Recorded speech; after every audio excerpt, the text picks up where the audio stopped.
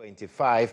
I hope you're doing very well this morning. Well, this is the best way to wake up here in Accra and beyond. Good morning and welcome to our show, today here on GHOne Television. And I am Joshua Kodjo Mensah. From now till 10 a.m., we're live with the latest conversations on the most topical issues in the country and beyond. We'll be touching base on quite a plethora of interviews as well. And I'm sure that you are aware currently of the challenges that has faced a lot of parents and the awards who are trying to get placements into the various senior high schools across the country. We started a conversation 2 days ago, and it's still raging because it's now assumed different dimensions. So it's become like the octopus with various legs now. Today on the show, we'll have a bit of conversation on that as well. And later on, we'll get into the breakfast review segment. We'll talk about some of the happenings in the country as well. And then there's a conversation on cervical cancer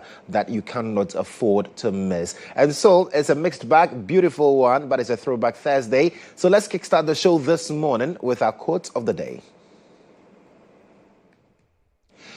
And our quote this morning is from Ruth Gordo. Courage is like a muscle. We strengthen it by use.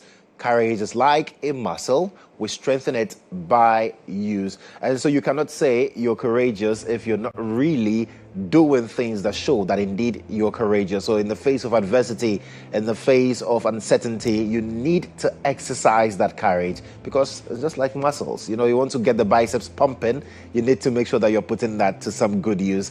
That's our quote for the morning. And as always, we'll learn new words, we'll learn how to use them properly. Ketsi Nurain Abbas. So let's check out the word of the day. Today's word is D-I-V-U-L-G-E. You can either say divulge or divulge. It's a verb. Divulge or divulge means to make something secret known. That is to reveal something that is a secret. Let's exemplify it. Members of the investigative committee were told not to divulge their sources. Divulge.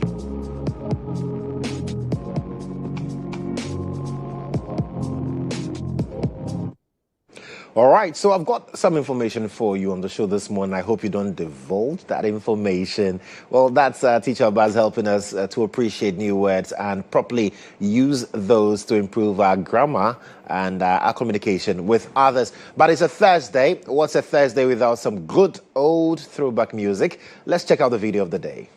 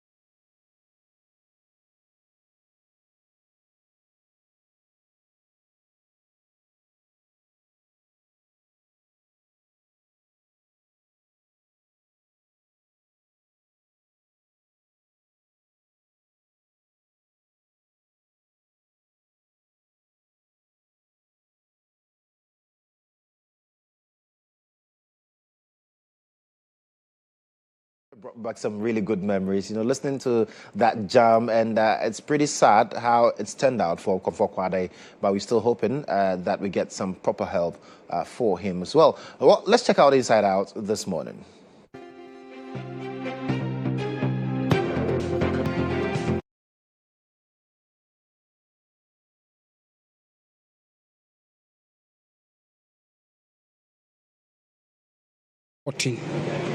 I'm first say I need be a crank and the first second choice there as but when your first choice, second choice no, third choice no, fourth choice day.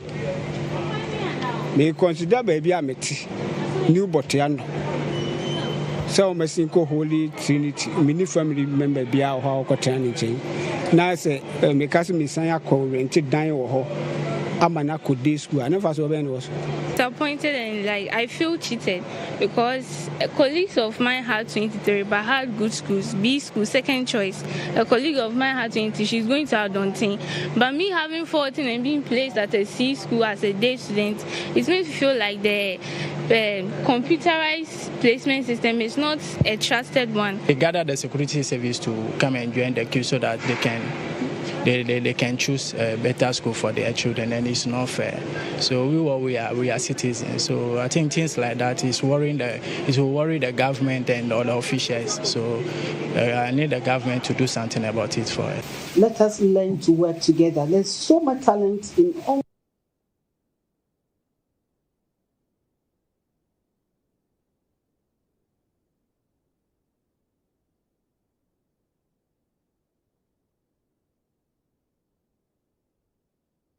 All right, so that's the frustration of some parents as well as people who just completed the Basic Education Certificate Examination, BECE.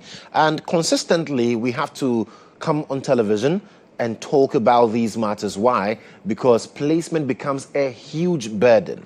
You heard some of the clips there. I mean, a parent says that their child got, what, 14? Aggregate 14 and did not get placed in any school, and so the challenges are there. I understand perfectly how frustrating this can be, especially when you have to now go to the placement center, do your self-placement and all of those things. And I believe that strongly that over the years, there are certain measures we've not been honest with ourselves as people. You know, this is how it works. You get to choose schools. You get to choose courses. In anticipation of good results, you know what you can get based on your strengths. And sometimes that's why I feel that the parents should be interested in the schools that their wards choose even before they write the paper, even before they sit for the examination. Because listen, if you know your child is struggling and your child maybe chooses science to do in a school like Presec because his friends are also choosing Presec and saying they're going to do science, and you know your child is his abilities do not conform to that. These are some of the challenges that would come from that. Because we are only looking at this from the perspective of the computer selection system has failed, and then government is not helping the children and all of these things. Yes, we can have that conversation, but then there's the other leg of the conversation, which is about merit-based placements. There is no way you would get 06, aggregate 6, and then choose science in, say, a school like Presec and not get placed in Presec. It's practically not possible. You understand? And so the parents should also be interested from the onset. Know the strengths of your wards. Unfortunately, in our part of the world, most of us are not paying attention to the strengths of our wards. We barely even look at their report cards. All we do is pay fees for them to go to school and then leave everything else to the wards. And so they now make choices based on where their friends are going. And trust me, these are young boys and girls who they want to continue friendship one way or the other. You understand? And so I recall back in the day when I was in King's Palace School, I had friends who also chose Presec. Why? Because Joshua had chosen Presec. But I ended up being the only one going to Presec from that school. So parents should be interested so that we can curb these incidents. I understand that, yes, the system has a part to play, but we as parents also do have parts to play when it comes to these choices. Because for God's sake, you know that you are not, science is not your strength, But because your friend has chosen science in the grade A school, you've also decided to choose science. And now you got aggregate, what, 20? Which school will accept you to come and do science? Let's just be honest with ourselves sometimes and not leave the burden to, and the system. Yes, we all know the system is not correct. So do your part so that you don't have to deal with the system. Simplicity. And I feel that we've not been honest with ourselves in that aspect of the conversation. And that's how come year on year, we come here and lament and now talk about the fact that the system this, the system that, free education, this. Please. This could have been stopped at the beginning. It's just like Galamsey. When it started, if we really took steps to nip it in the bud, we wouldn't be here talking about closure of treatment plants and all of that. And that's what is happening here. Because you listen, I've not heard a single student who had, and I stand to be corrected. I honestly stand to be corrected. Who had maybe between 6 and 9 and it's not getting place. I can tell you for a fact that if you get 9 or 10 and you choose general science in a school like Presec, you will not get it. That's the fundamental truth. Because there are thousands of students who have also chosen to do science in Presec and got 6. They would admit those who got their 6. By the time it gets to you, cut off. You will not get admission. And that's where you get into the second. We're having a conversation off camera early this morning. And I was telling Ibrahim Kwa has come. I think we're just pretending. Yes. We are playing the ostrich too much. Yes. You see, you choose a school, yes, knowing very well that it is a school that almost everybody wants to go to because it is grade A school. Exactly. And you choose a course that everybody or the school is noted for. Exactly. And you think that when you get 10, because someone got 12 or 15 and got their first choice, you are also entitled to that. No! I agree with you. And the problem is what you've diagnosed, where the selection is made. Mm-hmm. See, teachers and the school authorities will say that parents should be involved. But you see, it's not enough for you to just send a word that parents should be involved. Yeah. The school authorities must deploy a system that allows the parents to come to the school with the wards. You sit there and do the selection. So now they select about 7 schools. In there, you are told that select one school within your catchment area. That if you are unable to be placed in any of the other schools that you've selected, then you can be placed there even as a day student. Mm-hmm. Because of proximity, you can leave your house and attend. Mm-hmm. But I agree that everybody wants to go to the grade A schools. Mm-hmm. But in selection, make room for all other exigencies. And that can only be done with the collaboration between the school authorities and the parents. Yeah. See, we have some parents in the name of alma mater. Their minds are fixated on one school. Either my child goes to Mfansapim or no other school, goes to Presec or no other school, goes to course where the Chief Justice is from. The incoming Chief Justice is from Konogudma Secondary School. That point must be made. You see, or Prempeh and what have you. Yeah. The point is that you, at the point of choosing or selecting your school, you don't know your grade. That's the thing. Yes, you can believe and trust in your competence. But we all did. We all did. We believe. It's what matro pa. Results remember. Bend the paper. You see that thing? Then the paper it turns out the paper had bent you. So it happens. So yes, and especially with the system now, our time was quite convenient, regardless of the fact that it predisposed the headmasters to corruption, and it did. You select. After it's all said and done, there's a notice board and there's a list of names there. Yeah. You go there and find out whether your name has been listed or not. If your name is not listed, you just print your result, go and see a headmaster, he will evaluate it and say, come. That's where the corruption comes in, right? And government, in its own wisdom, said, no, let's deploy a system that's supposed to be meritorious. And in that system, we look at raw score. We just don't look at your aggregate 6. Mm-hmm. See, you can get aggregate 6. Mm-hmm. Another person gets aggregate 6. But then the person can get admitted ahead of you. Yeah. But you've all gotten aggregate 6. But when they compute your raw score, the person's score might be higher than yours. Right? So the point is, what's happening at NATOL is untidy. That the system can address by decentralizing. Yeah. So if you have a problem, go to the district office or go to any nearby center established by the system. Your details will be taken. It will then be forwarded to a centralized location for all the challenges to be addressed. Parents do not have to come from wherever they are to a centralized point. That's untidy. That should be addressed. And it's been like that for God knows how long. It must end at the point. The reset must, what's the name? We must experience it there. Exactly. It must start the people who have converged at NAT.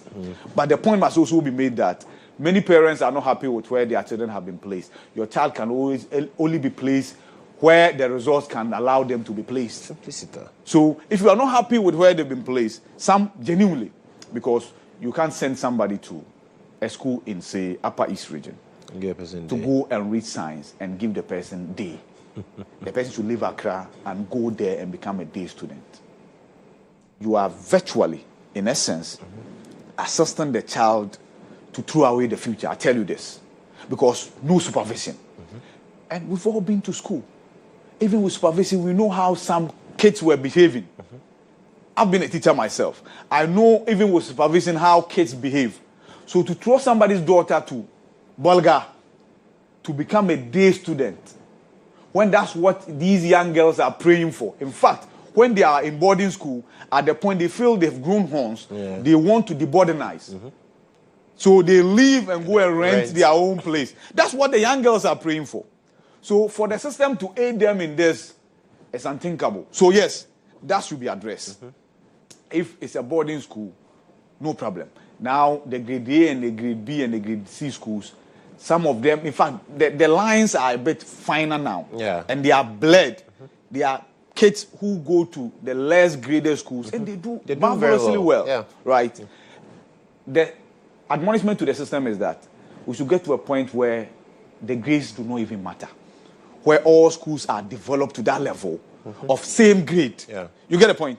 What's the difference? Infrastructure. Yeah, and I remember the former education minister, it was one of the things that he wanted to champion. So at a point, he says that, listen, why are certain schools doing so well while others are not? So for some schools, it's infrastructure. For other schools, it is leadership. And so, for instance, I remember he plucked our assistant headmaster at Presec, took him to a school in the eastern region and said, you know what, whatever you did to Presec, do it here. That's it. And the school also started, they were doing very well, even in science. That's it. You understand? So, yes, we need to make sure that we are upgrading all our schools so that it doesn't matter. So that I don't have to bother about going to a certain school. For me like this, my kids can never go to the school I went to. Exactly. Because I have girls and I went to a boys' school. Exactly. So I'm not bothered in the least about getting my child to follow. Please, no.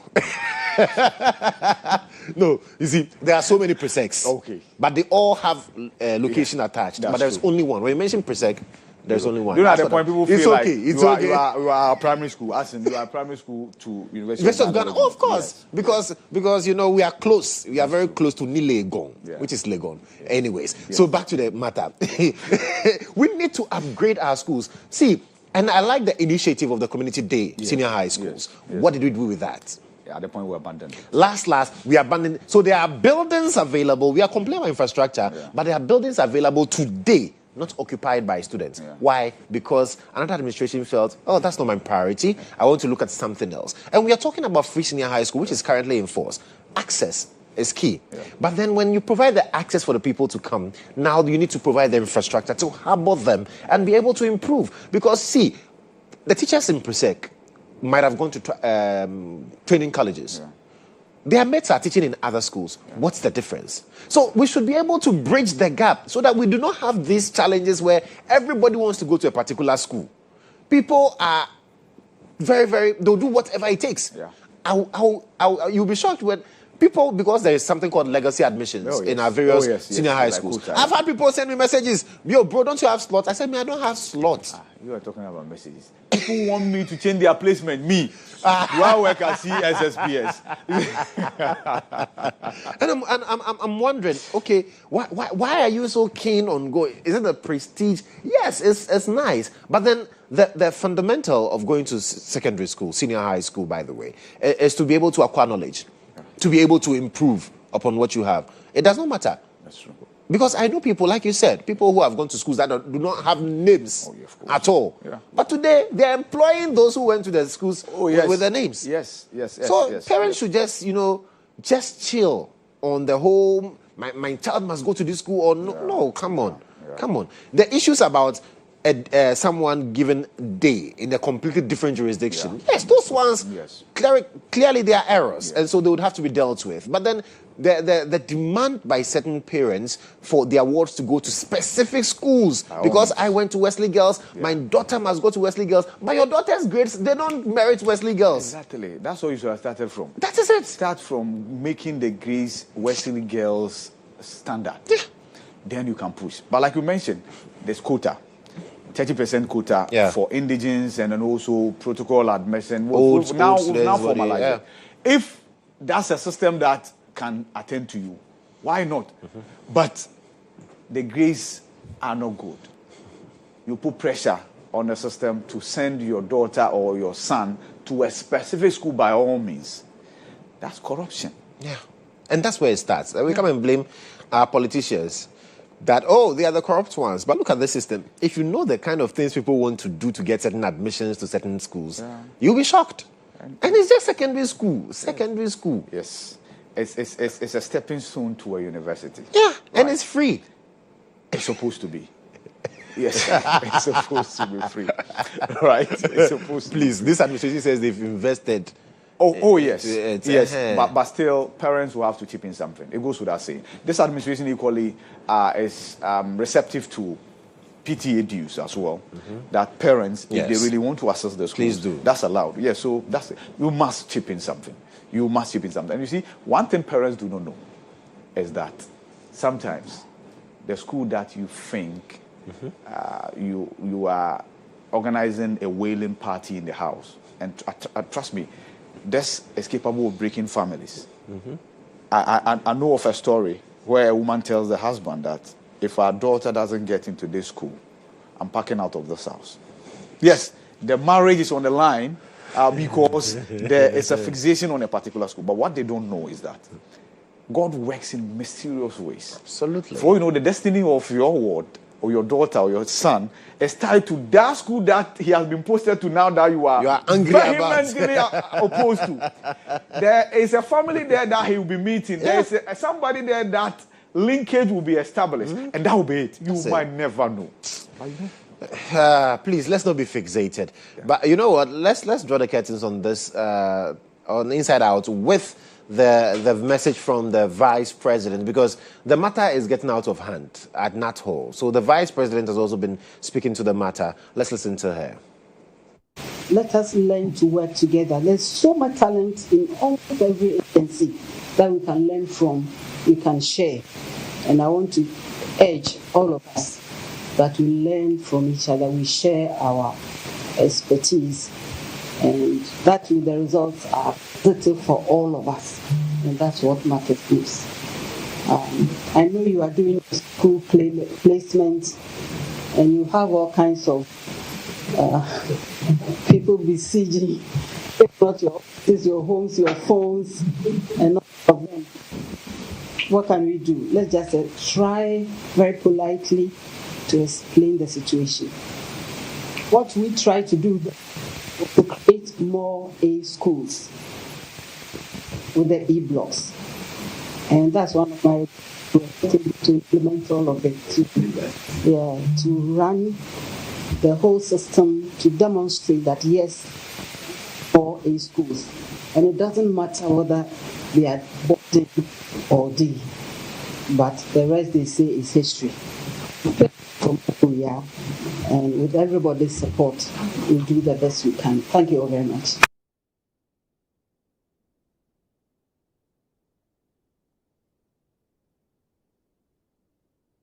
All right, so the Vice President says, let's have these conversations with empathy. So I'm empathizing as well. And on that, the Greater Accra Regional Minister has also clarified the comments she made, that they were not born out of malice. Absolutely. They were not born out of insensitivity. Just suggestions, right? Yes, absolutely. but of course, those comments were taken differently. And so she's clarified. And I think that should be it. That should let matters lie. Well, that's it for Inside Out, but let's check out what the papers are reporting this morning.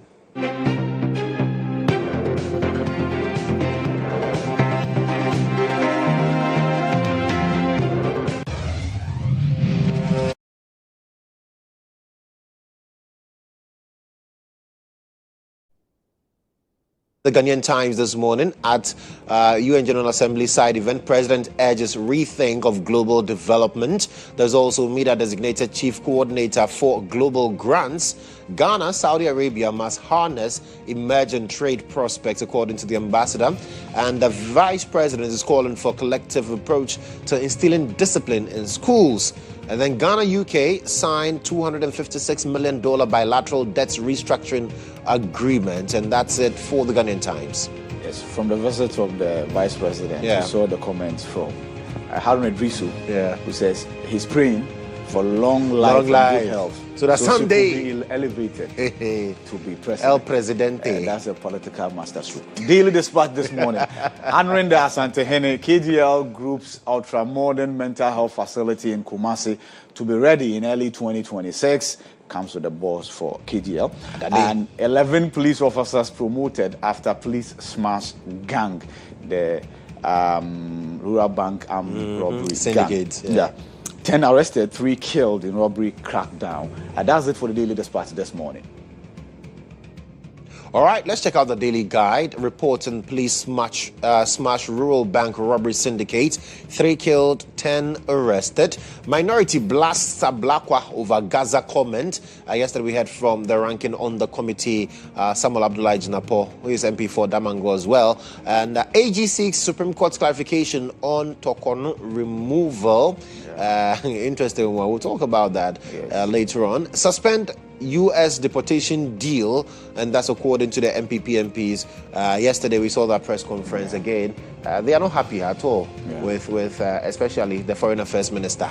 The insight this morning: global capitalism is exploiting workers and producing inequality. Imperialist wars. SMG resolution warns. Brian drowns Edu over cocoa syndication reform. So Brian made a claim.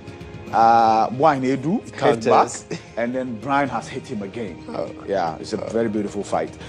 Fight in parentheses. Mahama assigns MEDA as chief coordinator for global grant, and Deputy Transport Minister commends GPHA for successful rollout of 24-hour port operations. And it comes to a picture of one of my favorite MPs. Yes. Dorcas Toffee. Dorcas Afo Toffee. That's her. The Deputy Transport Minister. The Deputy Transport Fantana's mother. Fantana's mother. Mama Fantana. Yes. My baby Fantana. Oh, okay.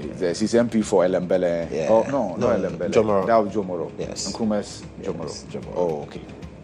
Yeah, she's one of my favorites, pal. All right, so let's take the Daily Searchlight this morning. Removal of Tokono equal to warns of clear danger that signals subordination of the judiciary to the executive arm of government. Ghana police nap-turn, gunned down 3 in nationwide bank robbery crackdown. National conference of PMs held with a renewed commitment to grassroots leadership. And Abuapapo, Ernesto Usubempa, to face MPP National Council. Abuapapo, so there, Anyway, so that's it for the Daily Searchlight. The Chronicle this morning: Cocoa syndication reform Buraha, Brian Edu fires, Brian responds, and police warn there will be no safe haven for criminals. Dismantle notorious bank robbery syndicate, and 10 suspects arrested, 3 gunned down during gun battle. Mahama betraying Ghanaians over Galamsey fight. That's according to CDM. Yeah, and when I saw the Alassane Ibrahim, by his 30 years, it can be you. Yes. Yesterday, people were excited. Why? When the names were being mentioned, I said Ibrahim Alassane was in there. And I said, oh, yes, it's a very familiar story. When I'm receiving remittances from the bank, my name is even flagged because people have used my name to do their thing. So it's normal. Yeah. Ibrahim Alassane. Yes. So that Ibrahim Alassane is not me, and it's not related to me. But then the scripture is Psalm 69, verse 27. 27, yes. Add to them punishment upon punishment. May they have no acquittal from you.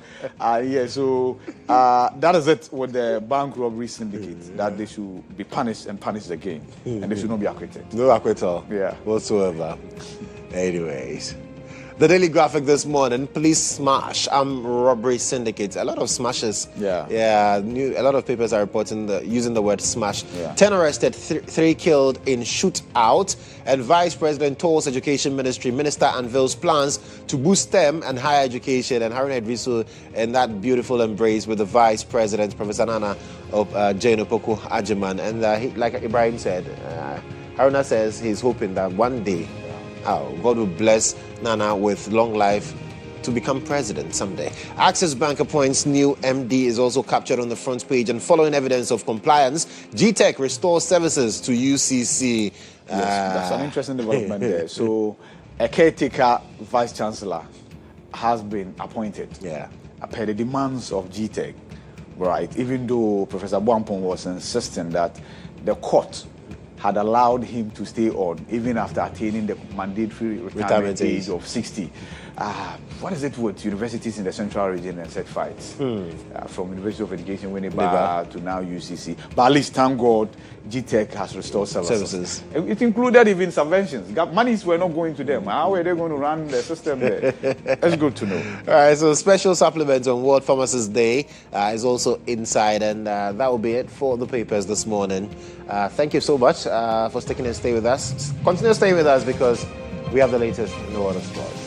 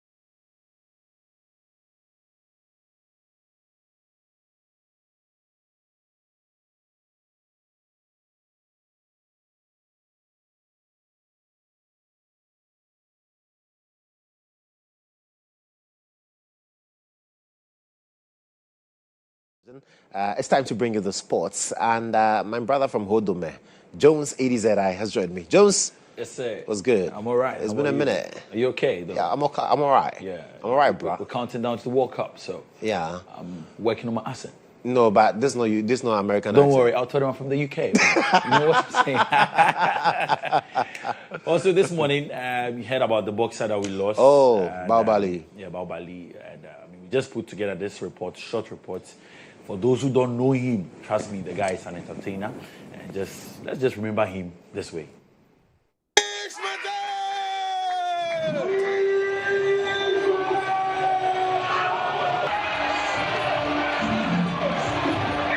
He is not just a boxer. He's an entertainer, a fearless warrior, and the man who turned every bout into a show, thrilling fans with his comic jabs and audacious threats.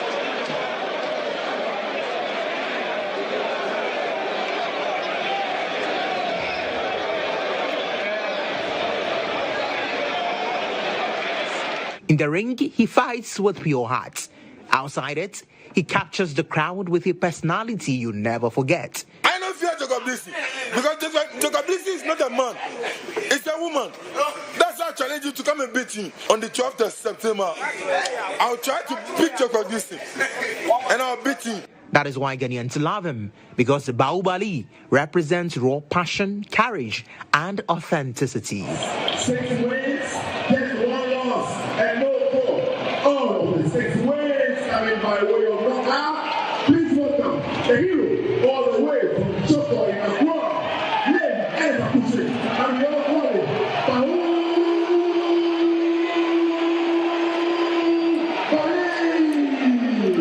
Boxing is not only about punches, it's also about spirit, and Baobali's spirit overflows. Me winning. No nimba happy afinona. Neka shi agbe kura. No nimba yuene. Matu any ring game. E you aga J boxer, you mean like a J boxer, you mean she no more 4 feel. Nigga gbe ma gba un no feel. Pago e baba make the warrior. Obanyo sure no. Unless you kiss the oro. Agree or disagree with his words, you can't deny the energy, joy, and electricity he brings to the sport and his fans.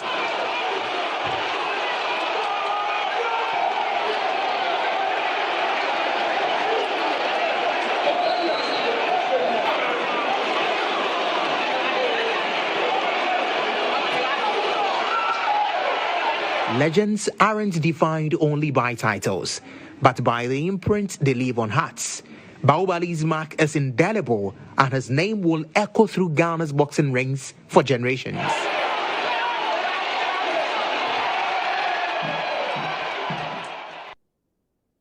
Well, Baobali is his name, and rest in peace. Kiss the aura. We're still waiting for, yesterday a boxing promoter was on the game. He's come out to clarify that he didn't die because of boxing.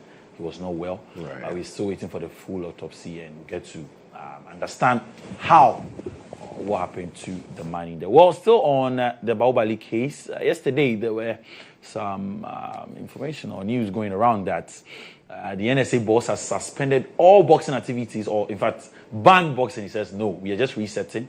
This was the man speaking because Ayite Powers visited him. That, Charlie, what's happening? Why are you banning boxing? He says, no, I'm not banning boxing. We're just resetting. We want to go through the right path. There's a lot of news circulating about the ban on Ghana boxing. What we're saying is that we cannot pass. Boxing has to go through the reset. But the fake news that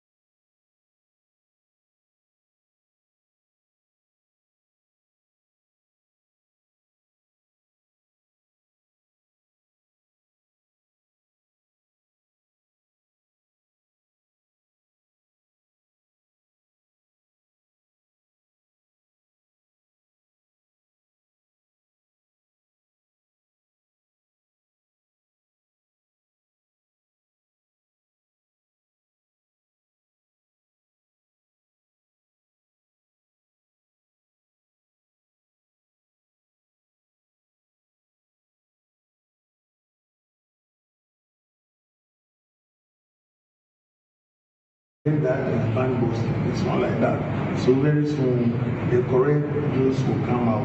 I thought you said you were going to speak there. Right, so confirmed. They're not banning boxing. They're just resetting. Charlie, right now, be like the reset agenda there. You reach everywhere. Well, let's head to under 17, the KGL Championship, where yesterday the group stages came to an end, and the Greater Accra, well, they've qualified to the semi-finals. 14 points Western Region, 11 points. Oh, my Volta region came third with 9 points. Upper West Northern Region and the Elite Academy all missing out there. So let's get to Group B, where we'll see the Central Region and Ashanti Region also making it. Bronga Half for missing out.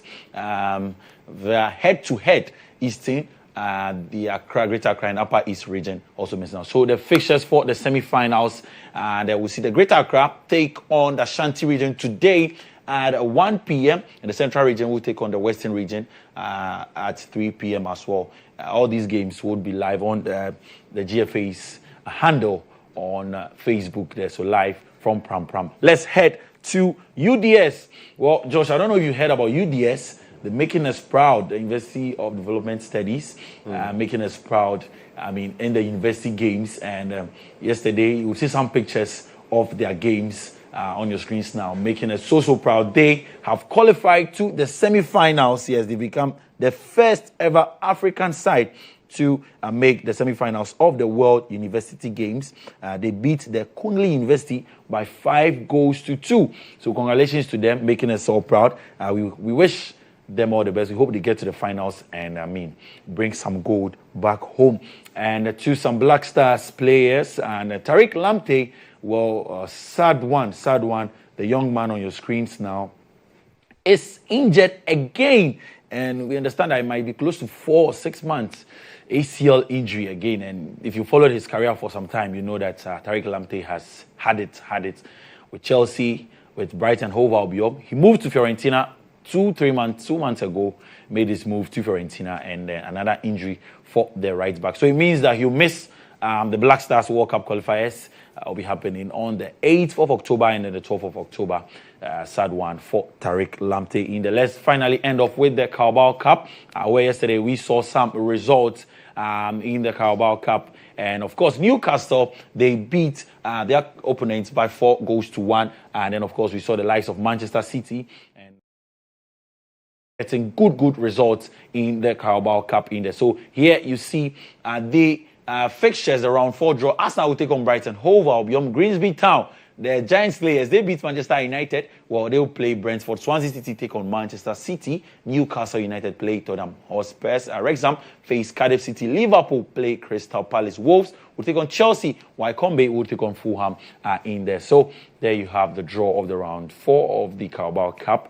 And of course, today at 1 p.m. on the game, I will bring you all the updates you need to know in the world of sports, and I will tell you about boxing, we'll tell you about weightlifting. Of course, weightlifting, Mary Agba-Hughes, the Ghanaian weightlifter, has an interview with Monica Bukari tomorrow at 9:30 p.m. We'll be airing that for you, so do stick and stay with GHOne TV. On Radio Star Sports Digest today at 12:30 p.m. with myself and Benghazi. Don't say this, of course.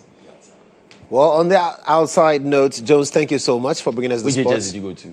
JHS? JHS, King's Palace. Okay. Kabori School. It was not JHS. I mean, I went to a junior secondary school and a senior secondary school. Oh, okay. I went to JHS. Kabori.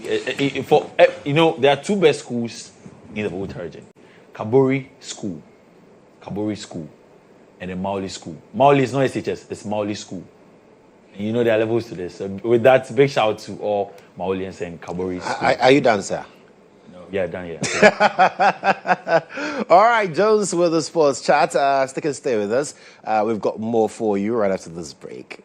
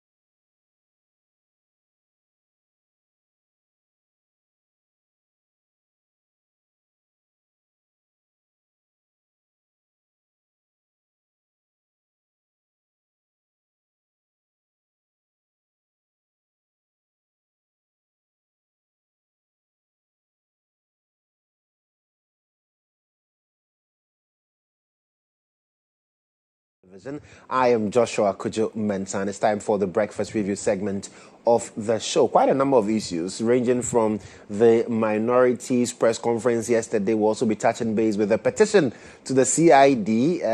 Richard Jakpa has sent a petition.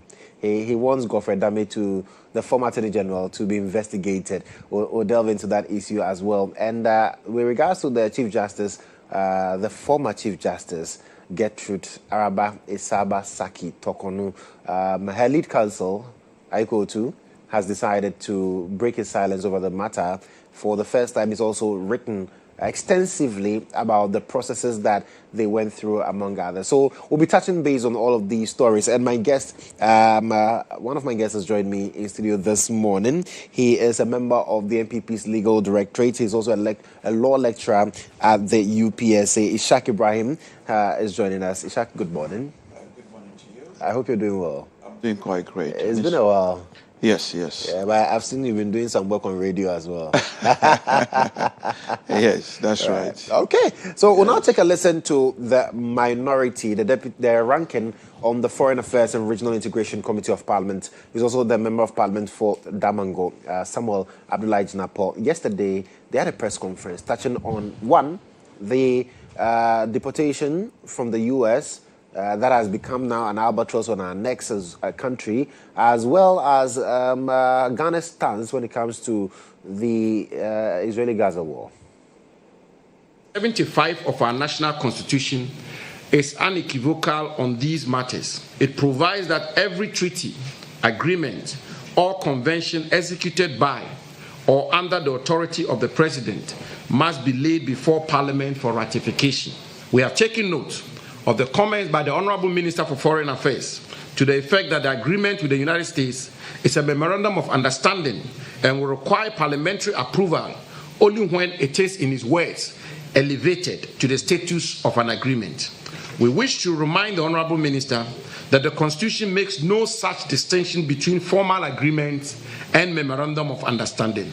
It is therefore deeply concerning that the government continues to operationalize the agreement with the United States despite these flagrant constitutional breaches. The decision to serve as a receiving point for West African deportees against their wishes with emphasis from the United States risks our country being perceived as aligning itself with the United States government's current immigration enforcement regime, one which has been criticized as harsh and discriminatory. To associate Ghana with such policies could have several negative implications for our country, particularly within the African continent. We therefore reiterate our call on the government to suspend with immediate effect the unconstitutional implementation of this agreement until Parliament has duly exercised its constitutional mandate to scrutinize same and ratify it or otherwise. We further urge government to provide full clarity on the processes, safeguards, and other broader implications associated with receiving these deportees, including the measures, if any, that have been taken to protect Ghana's security interests. All right, so the excerpts there of yesterday's press conference, and Ishaq is in studio with me. So clearly, the minority wants more to be done, even though both the president and the Minister for Foreign Affairs, Okoyeto Ablakwa, they've given an indication that, well, we are not necessarily hosting, we are just playing a facilitation role just to provide some dignity to the deportation that the U.S. was conducting. Minority says, no, well, you cannot just unilaterally take this decision. It has to go through parliamentary processes for ratification as well. Yes, and I could see that he quoted the constitutional provision backing it up. But the Constitution said agreement. But let me take the benefit of this discussion for us to educate ourselves what a treaty is. So I think when I listened to Ablakwa the other day, was it Joy News? He provided the interview. He made a number of points that led Ghana into accepting those deportees, including both Ghana and other foreign African countries. I also call them foreigners, even though technically I don't want to be calling our fellow African people foreigners when almost every geographical area they are coming together. So If you look at international law, so we have something we call sovereignty. Sovereignty is the ability of country to determine its own laws and whatever. Yes. And as to whether, so no country, by virtue of that sovereignty, can exclude its own citizens. International law generally accepts that a country cannot exclude its citizens, but foreign country can exclude them. So as far as the Ghanaians are concerned, Ghana doesn't need an agreement for them to come because they are coming back home. Yeah. So whether Ablakwa has signed an agreement or not, those Ghanaians could actually come back home. So let's clarify that particular side. But if you are not identified as a Ghanaian, Ghana has got the sovereignty to say no.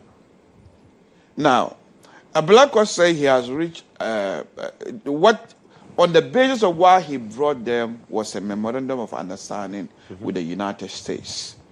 And he agreed to that memorandum of understanding based on the fact that it was more or less like a humanitarian ground. Other African countries who are no longer needed in the United States, they were in a bit of difficulty. So the government was exercising their discretion to give them reprieve by reaching that memorandum of understanding with them. And my question is, why is their country not reaching that understanding? Are we more concerned about other African countries such as Nigeria more than a country that they are citizens? So you could see a bit of dishonesty over there. It is a bit of dishonesty. And moreover, he said they were in dire need, and therefore he needed to help them. Trust me, I have lived in Britain more than 25 years. I've dealt with immigration law. I am not saying Ghana is that bad, but I believe that those people would prefer to be in administrative detention in the United States than coming to Ghana. And why would they prefer that? Let me explain to you. You see, administrative detentions are not prison. Okay. So they are usually a breach of immigration law. Generally speaking, if you overstay or you breach immigration law, they are not generally deemed to be crime. So the level of which they hold you is different from somebody who have actually committed crimes. Okay. Unless, of course, in breach of immigration law, you've also committed crimes. In that case, they would even separate them. And as I said, I have practiced that. And now, if they detain you after some time, if there's no prospect of dealing with you, and occasionally most of these people will even throw their passport away, and they deny coming from such a country. So when that country is not cooperating after some time, they give them reprieve. Lawyers can easily go and give them reprieve. Because you cannot detain somebody indefinitely because of immigration rules. So they would have preferred to be there. And because Trump cannot bully their countries, we are more or less being able to be bullied by Trump. And then they would dump those Africans here. And worst of all, when we brought them, we detained them. On the basis of what law is Ghana detaining them? It baffles me. Because it is unlawful to detain somebody who has not committed crime in Ghana. They have not committed crime, and when you even brought them, you detain them. So we are facilitating for them to go to their countries of origin. Facilitating what? Why did you even take them in the first place? So we shouldn't even argue it was on humanitarian grounds. Because that's what the argument is. If we had not accepted, they would have just been dumped on the continent anywhere. Or not. And the worst of it all, we have not had parliamentary approval when the Constitution made it clear that agreement of this nature would need to be approved by Parliament. Their claim is that they are memorandum of understanding. And it's true that generally under international law, memorandum of understandings are not deemed to be treaties. But if you look at the Vienna Convention on Law of Treaty, it made clear what a treaty is. It said it regardless of whatever name is placed on it, once it imposes obligations on a state, or it gives the state certain rights. So here, the government is also misusing memorandum of understanding. If it was just a bare memorandum of understanding, I will agree with Ablakwa that you don't need to take it to Parliament. That's why this constitutional provision that Honorable Abu Jinapo was talking about. But in this particular instance, this memorandum of understanding imposed obligations on Ghana. to receive foreign nationals, people who are not our nationals. So I think the memorandum of understanding is being misused. Instead of it being memorandum of understanding, it should be treated as a treaty because it has a material impact by imposing obligations on Ghana. So I believe they needed a parliamentary approval before they can come. So here is the case. The executive is more or less disrespecting Parliament. And Ghana is not an exception. Almost all common law countries, we call them dual states. So president can go and sign any treaty they want. That treaty cannot impose obligations on the state until Parliament approve it. So perhaps they could sign it fine, but they shouldn't implement it until Parliament say yes to it. In this particular instance, Parliament have not even given the opportunity to have a look at it, not even to debate it or approve it. And then the executive have already received those foreigners. So I believe the executive here is acting unconstitutionally. And they ought to, I agree with Abu Jinapo on this particular instance. Even though the explanation is that, listen, because some have compared this to the Gitmo 2 incident, which required parliamentary ratification, and that the Supreme Court made that clear.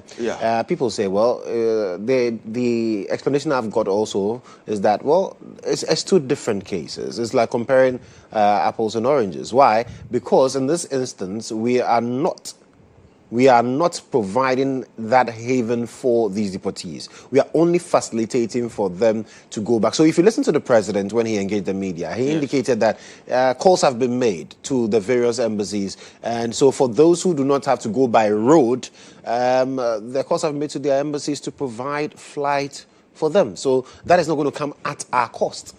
So if the embassies refuse to accept them, what happened? Because it is already because of their refusal. It's why United States is sending them to Ghana instead of sending them to their countries. It's because they have already refused. So let's get that right. What stops them from sending them to their countries straight? Is there no flight between United States and Nigeria? Is it why they send them here?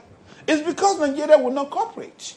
And the most dishonest thing also is that I heard them mentioning that ECOWAS law already allowed Nigerians to be here. 90 days. No, but not every Nigerian. There are certain conditions that need to be met. Really? Yes.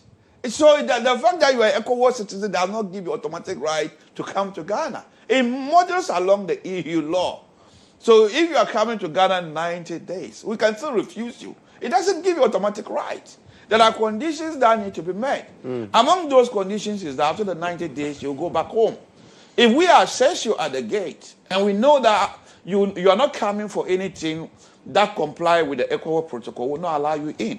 If we know that after the 90 days you're not going to return, we're not going to allow you in. So it doesn't give you automatic rights. And to establish a business, there is a capital requirement of which you have to be met. Yes. Did we assess them based on that when we're bringing them? Especially people who are already overstaying in the United States who wouldn't leave. That should tell you that if they come to Ghana, their behavior in the United States simply tells you that they can equally come to Ghana and say they will not leave. So I believe they are just acting unlawful. They have breached the Constitution, and they need to take steps to rectify it. So then it wouldn't come to you as a surprise that they are now even suing the government?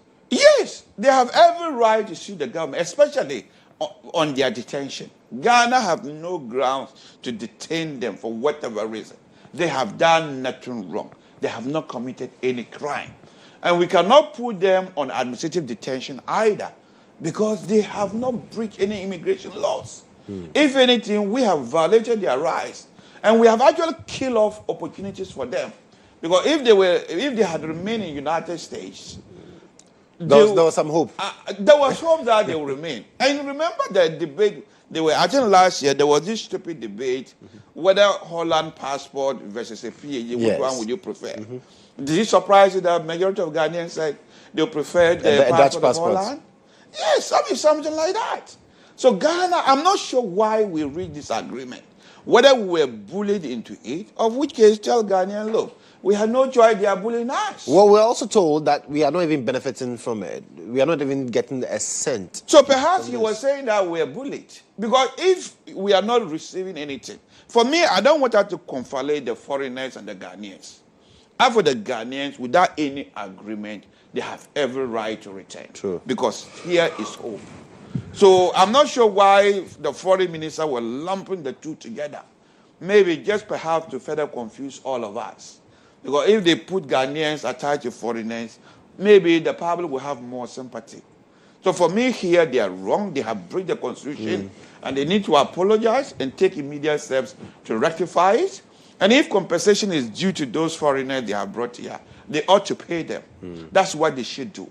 I don't believe Ablakwa was motivated by humanitarian grounds to bring them here. I'm finding it difficult to understand why you don't believe that indeed the grounds on which we accepted to do this was purely humanitarian. Because it's not human. We've just explained to you that those people that you think you were helping prefer to be in the United States on administrative detention. What humanitarian? And those countries prefer. I mean, if it is, well, I don't want to put you squarely you. The majority of Ghanaians would prefer, not just foreigners, to be on administrative detention over there as compared here. And sometimes they are able to do that. I've just told you some of the techniques they do. They throw away their passport, and then you cannot with time, they are able to even get some reprieve and stay in the U.S. I've gotten reprieve in Britain before. As I practice over there, I'm also called to the English bar. So we are able to get people reprieve if you can identify them as to which country they come from. And administrative detention, you cannot put time on it. There's a famous case in the UK, they call it A and others. Even if they are suspected to be foreign terrorists, the Supreme Court of the United Kingdom made it clear that there can never be an indefinite detention without trial, even if it's a foreign terrorist. Not to talk of somebody who is an economic migrant, trying to get his daily bread, and then you agree to accept them. So if there were no benefits involved, perhaps Ghana was bullied into taking them. Ablakwa should make that clear to us. But even in doing so, do not breach the Constitution. Because for me, I believe that this MOU is a treaty. It's not an ordinary MOU. Because it imposes... As we are being made to know. No, it imposes... We know, not that we are made to know. It imposes obligations on Ghanaians to receive foreigners. So once obligations are placed on you, it becomes a treaty. It's no longer MOU. If it is an ordinary MOU, we don't need parliamentary approval. So MOU is like preparatory work. So if it is a preparatory work, it has not been put in concrete terms. So what are they approving? But if now they say receive these people, Parliament will need to approve it because the president doesn't have power on that side. You can conclude treaty because Ghana is a dual state. But once it's going to place obligations on that, the Constitution is very clear. Parliament must approve it. Well, so that's the conversation, but we'll get back to that. But one of the things that also came up is recently the comments made by Samuel Okudzeto Ablakwa, where he's described the onslaught in Gaza as a genocide. And we've also sent aid in one way or the other to support the victims in Gaza and all of that. The minority MPs say, well, this is problematic because if we're doing this, we are clearly stating a stance that would not necessarily help us. And so they are even calling on Ablakwa to, take steps to rectify that. Okay. Yes, I watched the press conference yesterday. In the beginning, I was very happy. But towards the end, what I heard from Abogina baffles me. I only hope that it is not our party position. So, because it's done by my party minority, what I'm going to state is my individual opinion. Absolutely. I think in terms of that, the minority is wrong. Abu made it clear that Ghana had always been neutral in these sort of things. And therefore, the government ought to be neutral. And Ablakwa calling it a genocide. It's taking a stance. Yes. I think the minority should have, as I said, that's my personal opinion. True. I had hoped that they should encourage Ablakwa to do more. In this particular instance, I agree with Ablakwa. And I disagree that Ghana had always been neutral in these sorts of things. In the day we had independence, and on our Independence Day, Dr. Kwame Nkrumah made a very profound statement. And I believe that has always defined our foreign policy. He said that the independence of Ghana is meaningless unless it is linked up with the total liberation of Africa. And so it wasn't just a statement he made. We put money into it by helping freedom fighters everywhere, South Africa, Zimbabwe, DR Congo, almost everywhere there were people were fighting for their freedoms. And for me, the people of the Palestinian people are fighting for their freedoms. I believe the current Israelis are doing what I would call cultural appropriations. So if you look at them, these are Caucasians. I call them white settlers.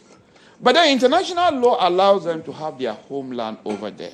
And so I accept the state of Israel to be a state.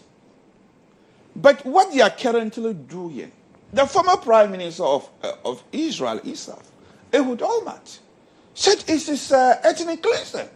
So even Israel, their prime minister, is condemning it. The country that used to aid them, with the exception of the United States, Great Britain, come and take her. Even Germany now disagree, of which when they committed the Holocaust against the Jewish people, they promised they will always help them. They have taken stand and said, no, Israel is going too much.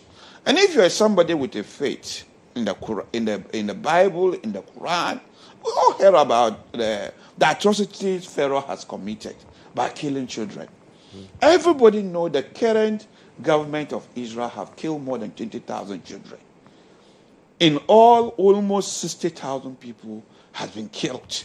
And they have made it clear that they want to ethnically cleanse the whole place and take over the whole place. It's very, very clear. The UN Commission have called it genocide. We're members of the United Nations. The Genocide Convention, we are a party to the Genocide Convention as a country. So many experts in genocide say this is a genocide.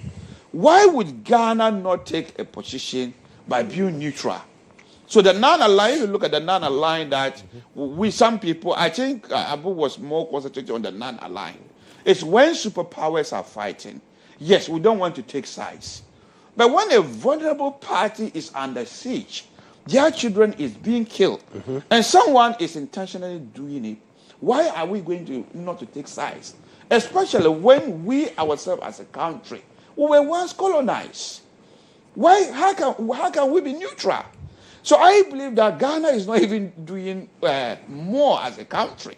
You believe that we should be doing? I think we should be doing more. I think at this stage of our life, national life, we should have joined the South African case at the International Court of Justice, just as some other countries have joined them. I think almost every African country that has ever been colonized should have joined the case. We shouldn't have left it for the people of South Africa alone. And Africa as a country should actually declare the Israeli ambassador persona non grata. They should return to their racist country until they change their ways and respect the Palestinian rights. No country should accept them. That is the only way they will stop it. The Prime Minister of Israel has made it clear. Even if you were to be neutral, the Prime Minister has made it clear that there will never be a Palestinian state. How can we be neutral on the face of a Prime Minister? So if you were saying Ben-Gvir or the Finance Minister is saying it, you probably say it is extreme members. But the Prime Minister of a country is saying that another country, another state would never exist. How can you be neutral? So I believe that sadly, I have to disagree with the minority and support Ablako here by saying that we are not even doing enough. But as I said, this is my personal take. I respect that. But then the argument is that it could have ramifications on us. Taking a position since the minority says, well, we like to play neutral and then, watch the space. This one is taking a step, taking a stance. And so it can have some international ramifications. Do you see that? There is something called morality. You see, genocide is a norm, we call it a jus cordon norm. So jus cordon norms are preemptive norms of the highest order. No country is allowed to derogate. If we were to be in that position, simply because somebody might get economic benefits, let's assume, God forbid, Nigeria decide to kill all of us, and they are doing it with full consciousness. They have specific intent, and they have made it clear these people are Amalek, and they were killing us in our numbers. Can we ever be happy with a country that says we are neutral? I believe this kind of thing, with our full conscience, we cannot be neutral. Even because of economic benefits. I even hear about suggesting that maybe we may have to, if we are called to arbitrate, Ghana to arbitrate between these conflicts. I don't think so. It's not because of arbitration. I perhaps think because of maybe some economic benefits, of which I think if you weigh our economic benefits to our moral side as a country, because some people often pride themselves to say we are a Christian country. So if you read those stories in the Bible of Pharaoh killing the Israeli children from that part of the world, and you now see the very people who suffer that fate is doing it to other people. How can you be neutral if you're somebody of faith? So I believe it's not appropriate for us to be neutral here. I disagree. So for us, we should even take more steps. We should take and more as steps. a continent, Africa, we should also be joining the force. Yes. And calling for Israel. And you made a point that's quite critical, that we need to declare the Israeli ambassadors. A persona non grata, yes, we need to do that. I mean, that's the least we can do. I can't suggest that we send troops to fight Israel to stop what they are doing. Some countries are doing it. I think if you watch the news, you would have heard that Spain is sending a warship together with Italy to support those demonstrations in the flotilla who are going to Israel to help protect Gaza. Spain is doing that. I don't suggest we do that. We don't have the military might. But at least we can do, just like other countries did it for South Africa. What they simply did is that they isolated the apartheid South Africa. Eventually, when they are isolated, then they will give up. And you can see the European Union has started doing that. They are trying to block trade with them. And apparently, their biggest trading partner is the European Union. Not even United States. United States only give them help. Yeah. And they continue to give them military help anyway. But you hear that about 60% of American youth have turned against the Israelis. So not that we hate them, is why we are declaring them persona non grata. But I believe just as it works in South Africa, if every country isolate them, they will change their course. Because they have this plan for greater Israel. They believe what was given to them under international law by the United Nations is not enough. They need a bigger country. And you cannot need a bigger country to take over other people. If Ghana feel like getting bigger and we take over Burkina Faso, what do you think would happen to us? Of course, people will tell us, stop. Yeah. You need to be content with what you have. So I believe isolation will help. And that is the least we can do. Ghana alone, I don't believe we have an impact if we declare the Israeli ambassador persona non grata. But if we do it as a continent, it will have an impact. And when they are able to change their course, we welcome them back. Quite interesting. So my guest for the Breakfast Review segment is Shak Ibrahim. He is a law lecturer at UPS and also a member of the MPP's Legal Directorate. We just touched base on the minorities press conference yesterday, highlighting on some international issues. We heard from the ranking on the Foreign Affairs and Regional Integration Committee, Samuel Abdullahi Jinapon, raising some fundamental questions. He says he agrees in total with Abu Jinapor when it comes to the issue of the U.S. deportees. But then, with regards to the comments on the Israeli-Gaza war, he says he disagrees. And he believes that, yes, we need to be firm in our position. Personally, that's his belief, that as a country we need to be firm in our position against what is happening to the children and people in Palestine. Well, we'll take a breather here. When we come back, we'll talk about that now very famous petition to the CID by Richard Jakpa. He says, you know what, former Attorney General, he falsified some information amongst the others, and so CID, look into him, investigate him. We'll be right back after this break.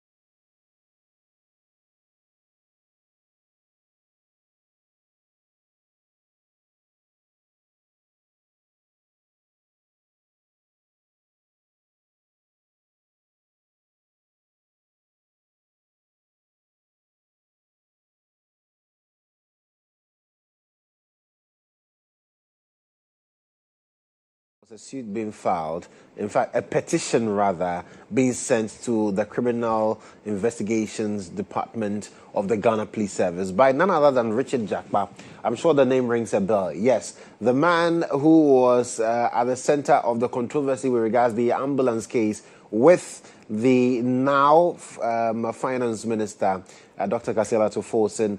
They were in court, slugged it out in court, and he says that during that particular trial, there were some concerns about the Attorney General at the time, Godfred Yeboah-Dame. He believes that Godfred Yeboah-Dame falsified, that's the claim he's making, that he falsified evidence, among others. And so the CID needs to investigate Godfred Dame, and so he's presented that petition. And Richard Jakpa, now we know, is Director of Special Operations at the National Security as well. Yeah, and what do you make of that? Isaac. Yes, I saw the petition last night. And, okay, before this petition, I already didn't have the background information because I happened to have the opportunity of debating this. And it was about the then Attorney General approaching him, or he approaching the Attorney General as part of the plea bargain. And apparently he recorded their conversation. And they also met in the house of one of the Supreme Court judges, Unikulandi. So all those put together, he made the allegation that there was some inappropriate behavior on the part of the Attorney General. Now, let's try to unpack them. There's nothing wrong with plea bargain. As we said, elsewhere, Britain, United States, Canada, most common law country, they have plea bargaining. It has got its advantages and disadvantages. Among the advantages is that if there is a bigger fish to fry, why worry about the smaller fish? Especially if you are struggling to fry the bigger fish. So there is not enough evidence, because when people collude and do things, usually difficult. But if one of them is willing to cooperate, you can get enough evidence to pin down the bigger fish and you'll be able to fry it. Please, let me reduce my euphemism so that So, in this particular instance, the Attorney General thought that Atufosin was the much bigger fish to fry. Maybe their hands are more tainted, and maybe their benefits probably outweigh the benefits of Jakpa. Or maybe Jakpa crime were actually less. So people do, they do that. You hear the FBI planting even evidence. And then be able to get people before the crime even manifests in any way, such as an attempt. So the Attorney General apparently have tried to do that. For me, it is perfectly lawful to do that. And our plea bargaining law also allows that, just as it happens elsewhere. As I said, it has its benefits. You can get enough evidence to be able to convict the much bigger fish. Another thing is that it reduces the cost of trial. Because a lengthy trial will probably cost more money and cost the court time. Court would have to use more time in dealing with it. And our court system is already choked. So it can bring efficiency to the system. Some of the drawbacks is the fact that some people may be pressured into making confessions, and sometimes they may be pressured into lying about other people so that they can get off the hook and let the other person really be in trouble. And some of this evidence, sometimes they cook the evidence. So these are the drawbacks. So I think the drawbacks is where Jakpa is thinking about. Jakpa believed that the Attorney General had tried to coach him exactly what to say in order to get conviction of Atufosin. That's one. Another aspect is that the Attorney General was more or less telling him to perjure himself in court by lying to court that he wasn't well when in fact he was well, so that they could get adjournment because the Attorney General was traveling abroad. If the adjournment was able to achieve, then he can then return to be able to be part of the case. So he believed this was inappropriate.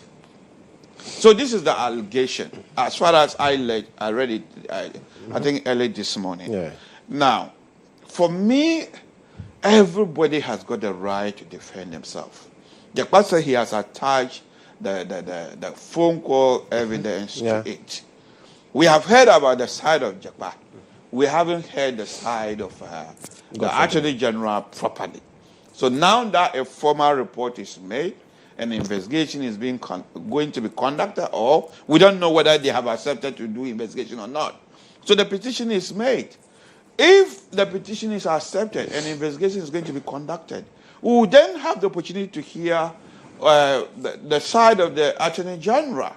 Sometimes when a first person speak, let's tread carefully so that we don't take sides immediately.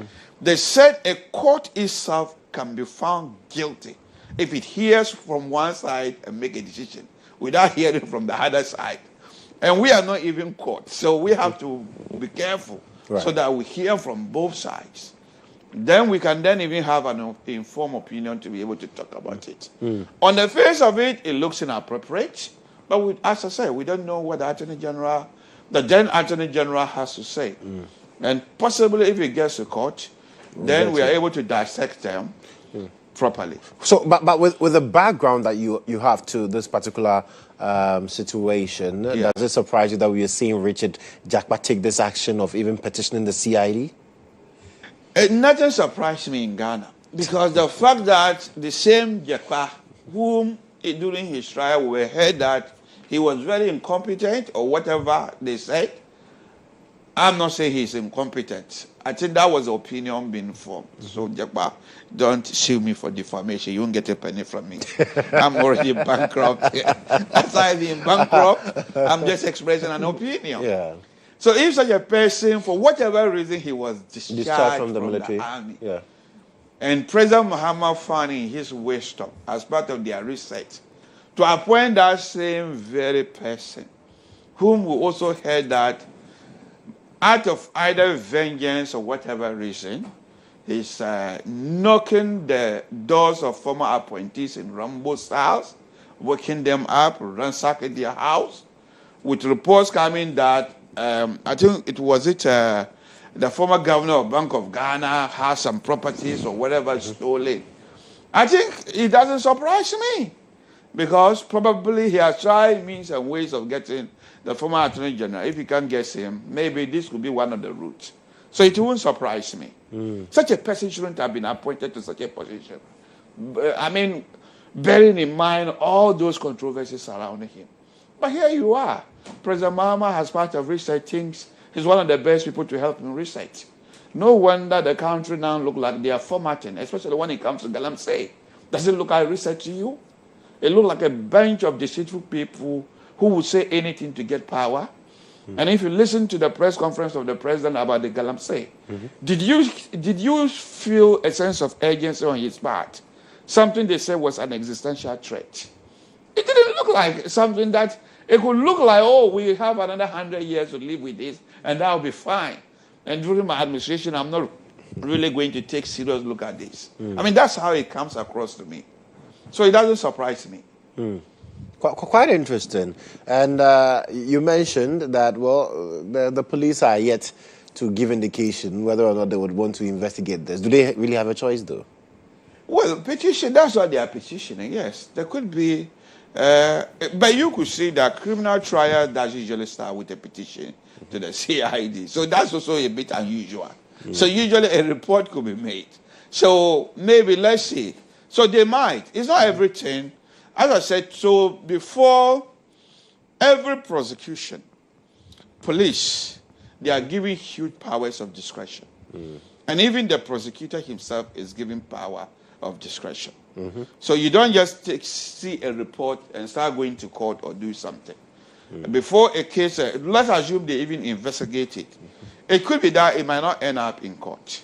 Because almost every Commonwealth country, we have two tests we use before we determine whether a case should even go to court or not. The evidential test and the public interest test. So perhaps the police would need to engage themselves whether there's enough evidence to even go to court. Is the tape enough? Is what Jakpa is saying enough? It could be that the evidence itself is tainted. So if preliminary investigation says that, look, this one, it cannot stand the test of court, cross-examination in court, why go further with it? And even if there's enough evidence, sometimes you need to ask yourself, is it in the public interest to even go to court? So it might even pass the evidential test, but it might not even be in the public interest for the case to go to court. But knowing Jakwa and the credibility issue they spoke about, the Rainbow Sal is doing it, it won't surprise me if the CID probably throw this case, especially if the CID is truly independent of the government. Okay. Well, away from Richard Jakpa, like I mentioned earlier on the show, so we've seen Ayikwe Otu, also a former Attorney General, who is lead counsel for the former Chief Justice Gertrude Araba Isaba Saki Tokono.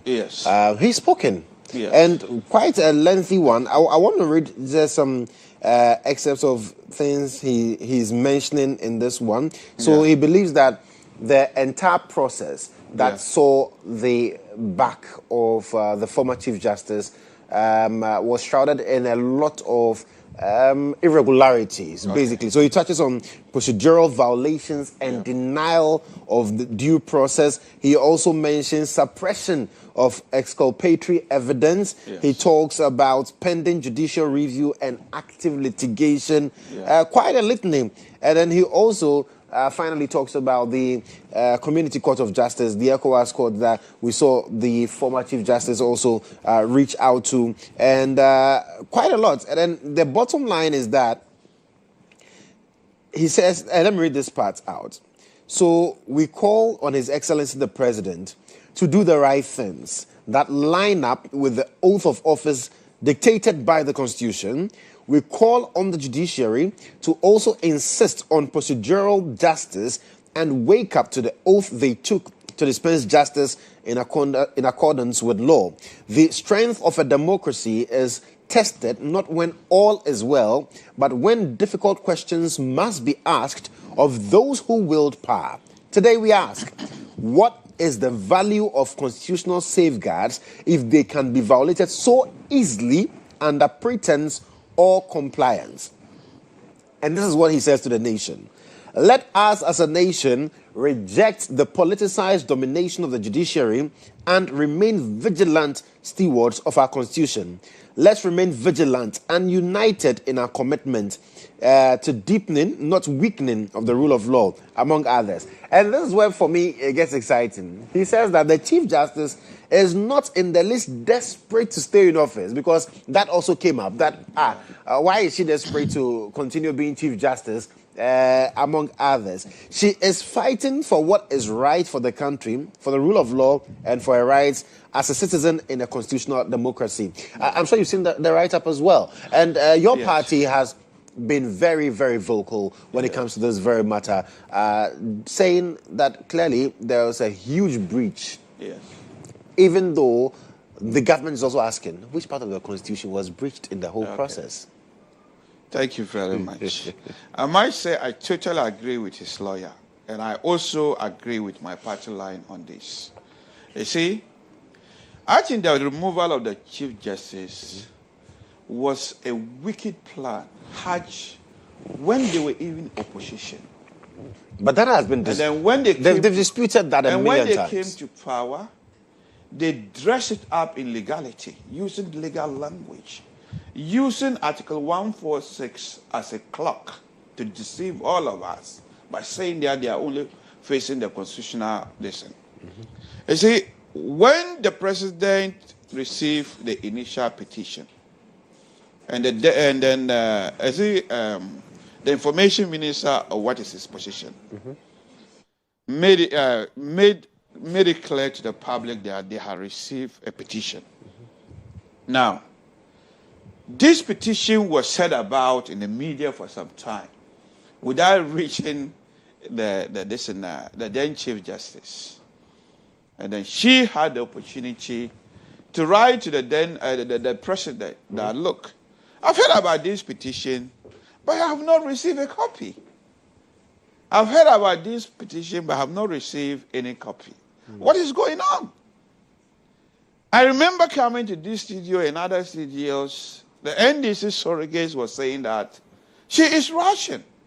Why is she Russian? If they find that there was a prima facie case, she will get a copy. Why is she Russian? And we said, no, there was a precedence. And the president says that at that particular point, she needed a copy. Then when the president then did the writing by sending copies to her, then they jump on it. Okay, the president have done the writing. But then we were told to wait till when it got to the prima facie stage. Now, having gone through the prima facie stage, we said that there was evidence of misbehavior or constitutional breaches that needed a committee in line with Article 146. And that was the point that you were initially arguing that she should wait. So at that particular point, there was a possibility that not all of them would have been held. Perhaps some of them would have been weeded out. Either they were frivolous or they haven't met the test for prima facie stage. And it would have been appropriate to send it back to her about your determination of the prima facie case. Because we were told she should wait. I have met NDC lawyers here who was saying that she should wait. That was the point that the president was supposed to do it. Here, so do the writing, and apparently she wasn't given anything. So after the determination of the prima facie case, there was no information to her that, having looked at it, we believe this is why you breached. So it was like what they were saying to her, she would just be living to be guessing. Which of them am I answering? Now, a deed lodge is where another complaint was. One, her family were not allowed to accompany her to support her. And when she was going to go for the hearing, she was searched like a common criminal, not a chief justice. She was searched in person like a common criminal. She had problems with that. And as I said, there were a lot of procedural breaches as the lawyer narrated. So these are some of the breaches that I have already mentioned. And then eventually, their determination.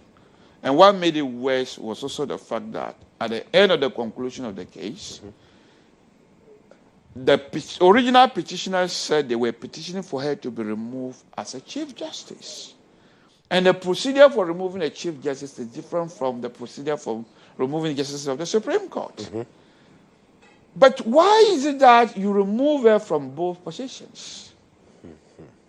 We are told it is appropriate. And this is a little more reason why she's going to the High Court for judicial review, which I believe it is within her right. Some people say it's a desperation. If you are no longer the Chief Justice, why do you want to go and sit in the bench as a Supreme Court judge? And I explain to people, it might not necessarily be the fact that she wants to sit in the bench as a Supreme Court judge. If I were her, I would not even be comfortable to sit with them.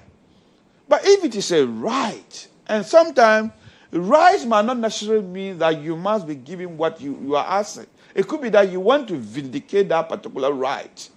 It can also help develop our jurisprudence.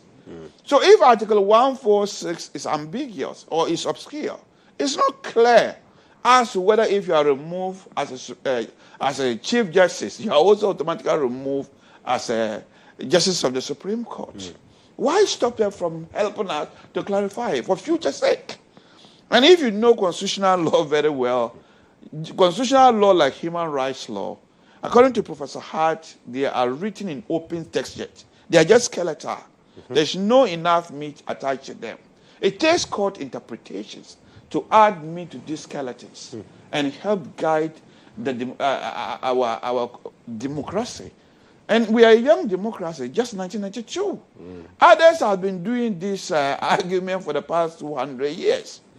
So I believe it is in the right direction, not that she's desperate for power. But as for the appeal made to the president, I'm not sure whether he should actually be doing that appeal. It's pointless. Why give the sick back to the witch? It is a president who have already been in the center of this breach. What appeal again? I mean, I'm not really sure. He says he wants the president to do the right thing. By giving the sick person, the president already caused a sickness. You give the sick person back to the witch. I'm not sure about that. Okay. Good luck to him. But I'm not sure this is a listening president, of which my friend is about to jump on me. I know. But this is not a listening president. Okay. If I were him, I would not give the sick back to the witch. Okay. The very witch who is suppressing his life. Right. Well, Hamza Sweeney has joined us. He's a member of the NDC's communications team. Hamza, good morning. Good morning, Josh. And good morning to my brother. Good morning to you. Late comer. Usually it's always the first to come. Yes, mostly I'm the first. I must apologize for getting in late. Right. I think I sought permission from the production team. That's why. They had to okay it before I Next went. time, sought permission from me as well. So, I mean, you just joined the conversation when we were talking about the Chief Justice, the former Chief Justice. Her lead counsel has a lengthy write-up. Among others, he says that, well, the Chief Justice is not desperate to be Chief Justice. The former Chief Justice, I beg your pardon. And there are a lot of cases pending. Yet, in the midst of all of that, the President has gone ahead to nominate a replacement.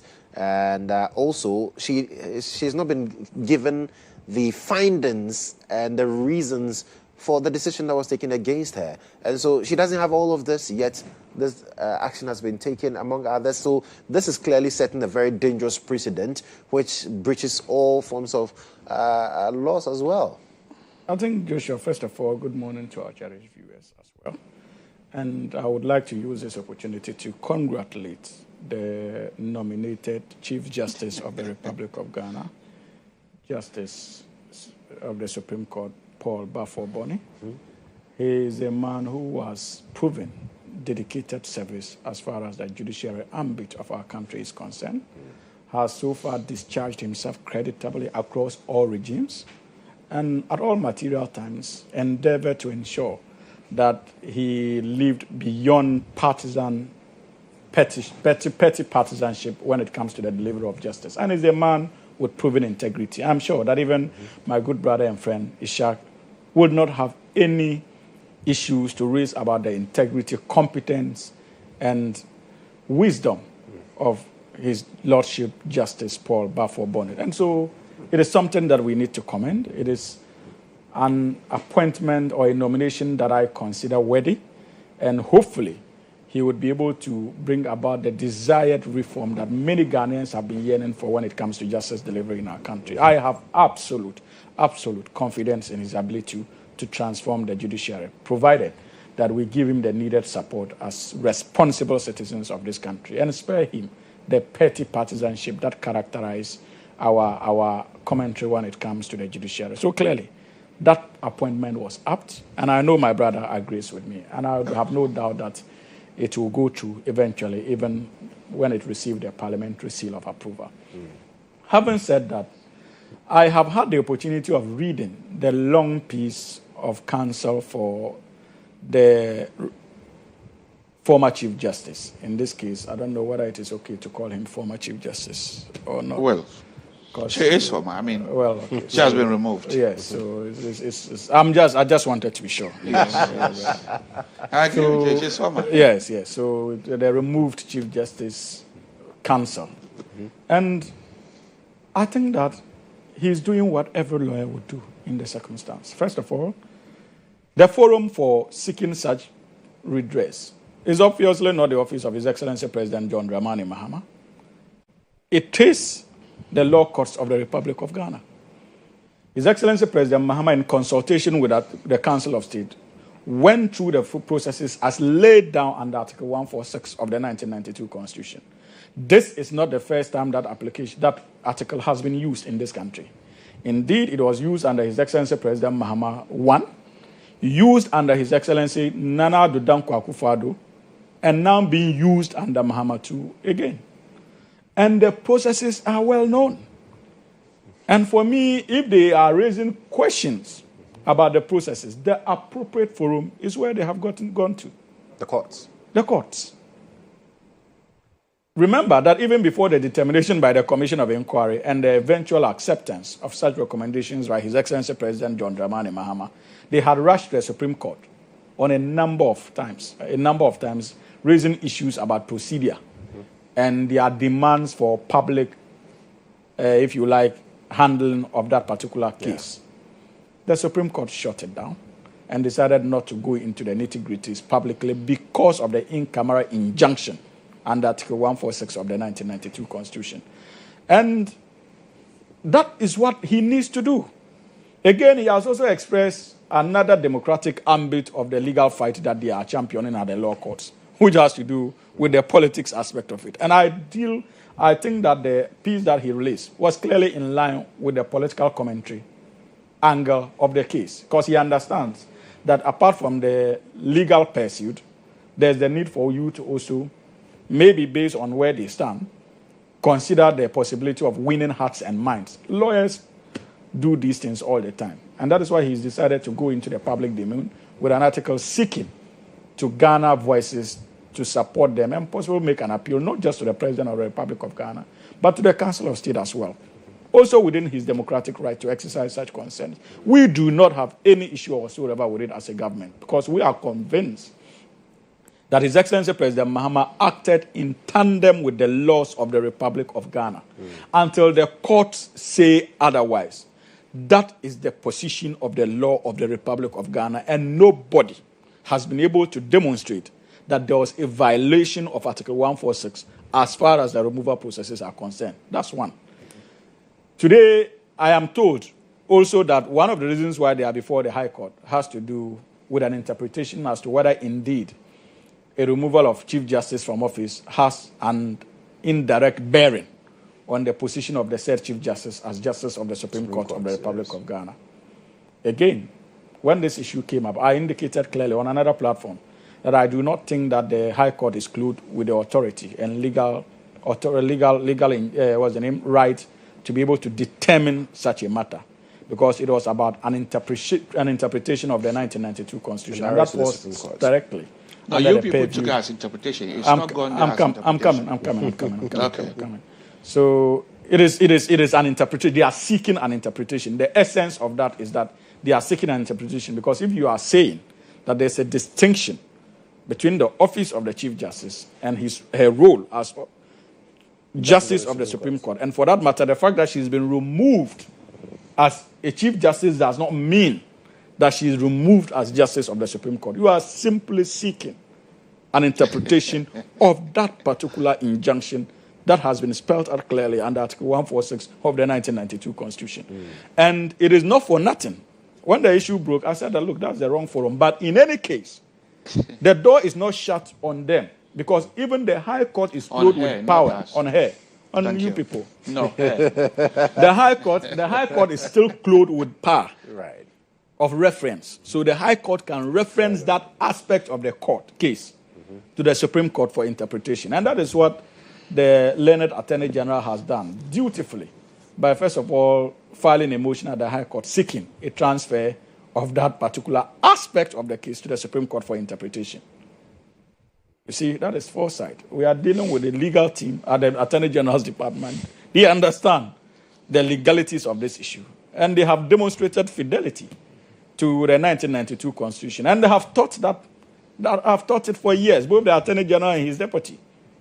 They are not just your everyday politicians. They have been law lecturers. They have gone through the mill. And so they will not slightly impugn their integrity by advising or engaging in acts that clearly would violate the fundamental human rights of anybody, talk less the Chief Justice or former Chief Justice of the Republic of Ghana, Madam Tokono. Right. So we respect her rights. She's also raising issues of human rights and the fact that there were certain processes that she was not allowed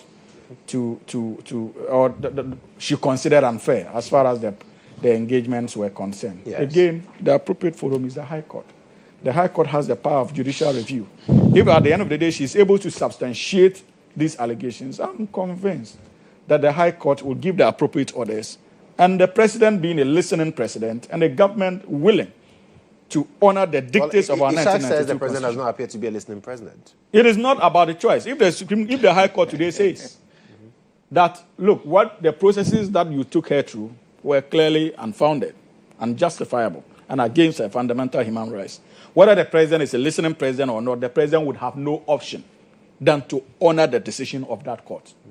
But I know that His Excellency President Mahama, unlike they gave to us in the last 8 years, President Nana Addo Dankwa Akufo-Addo, who clearly cannot, by any stretch of imagination, be deemed as a listening president. President Mahama has demonstrated his sensitivity to the concerns of the ordinary Ghanaian, whether NPP or NDC. And that credit cannot be taken away from him. Right. And so I can assure Oyiko Atu and that of his client, that if they are successful in the pursuit of this case at the High Court, we would honor and respect the decisions of our courts. Until then, this is what the Constitution says, and we are respecting the dictates of the 1992 Constitution. Joshua, interestingly, what they have forgotten is that I think it was in the Urban case that the Ghana Bar Association attempted to remove Urban from office using the back door because they simply filed, I think, a court case seeking raising issues of integrity on the part of that he did not have the requisite integrity to be a Supreme Court judge and stuff like that. The court at the time indicated that they were trying to sidestep the processes of removing him as a Chief Justice under Article 146 of the 1992 Constitution. Josh, and said that they needed to go through that process and they would not entertain it. So even latently in that decision, what is clear is that there is really no distinction when it comes to the Chief Justice's role as Chief Justice and a Justice of the Superior Court. In any case, if you look at the qualifications based on which you would be allowed to be on the bench as a Justice of the Supreme Court, it has to do with what has been prescribed under Article 146 on grounds that you can take a Chief Justice or a Justice of the Supreme Court out of office. So if the former Chief Justice or the deposed Chief Justice has been found to be of a person who lacks the character and competence or mental ability to act as Chief Justice and is taken out of office as Chief Justice, are we by any stretch of strange logic indicating that such a person would be qualified to proceed as a Justice of the Supreme Court? Absolutely not. Okay. Because the grounds for removal of a Justice of the Superior Court is the same as the grounds for removal of a Chief Justice. It is only the processes that are a little bit different. So, substantively, it is the same. But procedurally, that is where the difference is. So, what are they talking about? Strange way of going about the removal or their protest against the removal. Very strange. But like I indicated, this is a government... So procedural law is not part of our law? No, I'm not. I'm saying that... So you are talking substantively. I said that substantively. Yes. But then there's a difference in the procedure. In the procedure, the reason why there's a difference... Follow the law. No, but we have followed it. Did we refer the Chief Justice in the establishment of the prima facie case? Did we refer the Chief Justice's petition to the Chief Justice herself to determine a prima facie case? No. It was referred to the President in consultation with who? The Council of State. Because that is the procedure. But if we were dealing with her as a Justice of the Supreme Court, the referral wouldn't have been to the President, it would have been to the Chief Justice. After receiving the petition, that's the procedure. The President would have referred it to the Chief Justice, like what they did in the case of Charlotte Osei, like what President Mahama did in the case of Madame Loretta Lamte, former boss of Shiraj. So that is where I'm talking about the difference procedure. But substantively, it has to do with mental ability to function, issues of credibility, integrity, misstated misbehavior. The substantive law is the same. But when it comes to procedure, they cannot allow the Chief Justice to be a judge in her own court to determine her own prima facie case, based on which you now proceed to set up a committee or a commission of inquiry to look into the allegations against her. There's a confusion here. Where is the confusion? I will clear it for you. So now that she has been removed as a Chief Justice, yes. So necessarily she would have remained as a Justice of the Supreme Court. Then a new Chief Justice can then be appointed, and the procedure can be followed. What procedure? What procedure? You see, don't confuse the matters, Shark. Okay. Don't confuse the matters. We are dealing with... I think we are actually going too much into it. No, we are not. You see, because of what you are saying out there, it's important. Okay. We are dealing with a procedure. The Constitution says that you can take out a Justice of the Supreme Court for stated misbehavior or demonstrated mental inability to function, not so, under Article 146. And integrity issues. And integrity. Yes, that's or incompetence. Incompetence. So that is what the Constitution says. It says Chief Justice, Justice of the Supreme Court or a High Court. Yeah. These are the grounds, the high courts of Ghana. Now, the superior courts. The superior courts. Yeah. Now, the same constitution under Article 146 provides a procedure based on which you can do so. And says that if it is about the higher court judges or the superior court judges, the petition, if it is filed at the presidency, the president must refer same to the chief justice, who would establish a prima facie case and proceed to set up a commission of inquiry to look into the merits of these petitions. But it proceeds to say that in the case of a justice of a superior court who is also a sitting chief justice, it is the president and the Council of State that would determine the prima facie case and set up a commission of inquiry. Because in the mind of the framers of our 1992 Constitution, they envisage a situation where if that procedure was not made different, the Chief Justice could still be the same person, setting up a committee to look into her own or his own issues, petitions against him or her. Are you getting the distinction there? And so, and the person who petitioned, what did they request? What was the request of the petitioner?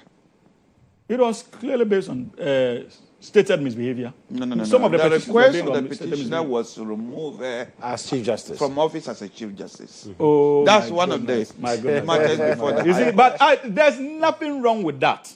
Okay. That's why I'm telling you that she is not in law. When you request A, they give you A. They don't give you A. Listen. Our constitution is a living organism, document when it comes to interpretation. You appreciate that? Yes, especially in any secondly, it can grow weeds. No. That is what the law says. It's not about any. It's a living organism. I agree with you. It grows. These were but like you said, by lawyers. These were said by judges sympathetic to the NPP cause. It was not. And I said, I agree with you. I'm coming to a point. Are you going to allow me to make my point? Okay. So clearly, there is no distinction between her role when she was Chief Justice and a Justice of the Superior Court. Like I've indicated, the substantive law is the same. And so you cannot be found faulty when it comes to the application of the substantive law. And you say that fault applies to me as Chief Justice, but it doesn't apply to me as Justice of the Supreme Court. Absolutely bizarre logic and reasoning. Okay. And that is why I have said that it is the Supreme Court that ultimately will make that determination. But seated where I'm seated, my familiarity with the law, I am convinced that this is much ado about nothing. Right. It is like a snake who has been killed and the snake is struggling to die. You know that parable. Eventually, Madam Araba Tokono and her lawyers will give up.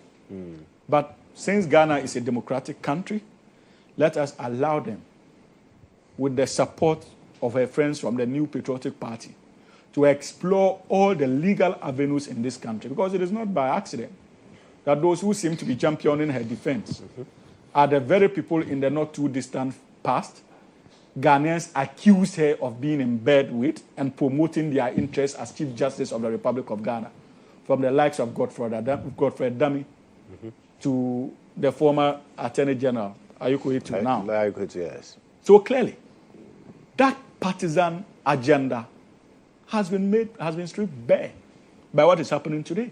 But you have said, and it seems to be true, that, you know what, we'll let the courts make that decision on the substantive cases that are currently there, and then that will put matters to rest. Oh, hopefully. But like I indicated, if the court says that, look, this is the way to go, be rest assured that the John Dramani Mahama administration will honor it. We will not behave like the NPP. And today, what is my brother saying? We should now appoint a new Chief Justice, largely because they are in court. Yeah, have they sought an injunction? They are not spending. Have they sought an injunction against the processes of nominating a new Chief Justice, which has been granted? They know the law. Did they adopt the legal procedures? So it's simply because you have gone to court. No, without doing that, government should come to a standstill. Do the right thing. Government should come to a standstill and not work. Is that what you are telling me? Right. When you guys hounded the former Auditor General out of office, did you wait for the determination of the case before you appointed a new Auditor General? So this is your research. No, I'm asking you a simple question. Did you? You didn't. Right. But As far as this government is concerned, if you can demonstrate that a court has issued an injunction against His Excellency President John Dramani Mahama from nominating a replacement Chief Justice, be rest assured that the government will honor and respect it. Very well. But until that is done, you do not sit in your chair and wish on the basis of your wishes and desires as a political operative of the New Patriotic Party that His Excellency President Mahama should bring governance to a standstill largely because the NPP is in court. Right. We wouldn't do that. Well, Hamza, unfortunately, our time is out. Yes. But briefly, there was one topic that Ishak and I talked about, and Ishak was really waiting for you on that one. And it's about the minorities' position on Ablakwe's comments, especially on the Israeli-Gaza war, that, well, we are neutral. So why is Ablakwe now saying, well, what's happening there is a genocide and all of that? That's taking a stance. Again, when I listened to the NPP on the matter, I've always had doubts about the understanding of the NPP when it comes to political or international relations.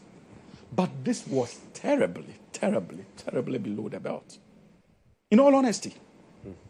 Look, Josh, what is their understanding of non-aligned movement and the history behind such movement?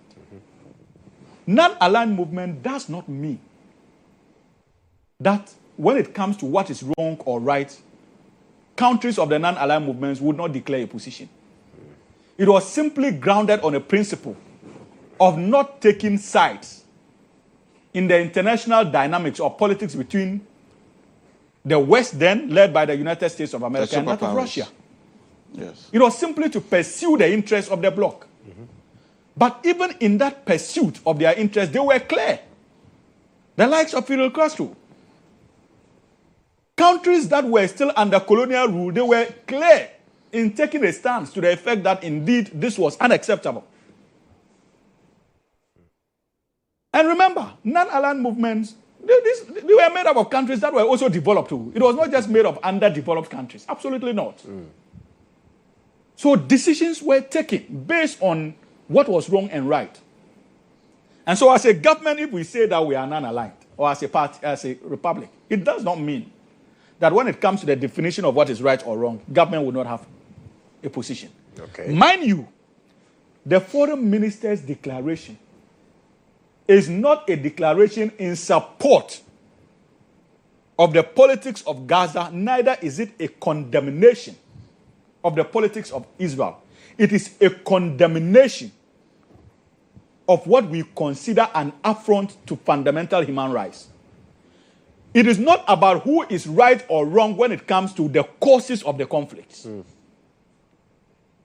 if this was happening to citizens of Israel, be rest assured that this government wouldn't have had a difficulty in taking a stance and condemning these actions. So the statement by the foreign ministry is not a statement intended to support the policy position of Gaza or Palestine. Neither is it a position intended to condemn Israel. It is simply a position intended to promote fundamental human rights and adherence to international law when it comes to the issues of human rights. And we must not lose sight of that fact. Okay. That's secondly. Thirdly, Josh, you see, Ghana is not the only country to have declared stance on this matter. Indeed, about 28 countries, majority of which countries are from the European Union, a chunk of them, recently called out Israel. The likes of the United Kingdom, from the start of the war, you've known. It's 143. Wait, I'm coming. The likes of I'm talking about that bloc, the European Union bloc. Yes, otherwise, yeah. So you see, in the case of United Kingdom, we've all known their leanings as far as the Israel-Palestinian war is concerned. They clearly, implicitly, and sometimes explicitly supported the agenda of Israel. Is that not the case? Yeah. But they are out today condemning the massacre happening in Gaza, taking place in Gaza. It does not mean that they disagree with the policy position of Israel when it comes to the causes of the war. And a number of countries to that effect. The same United Nations set up a body that we all owe allegiance to, set up his own commission of inquiry.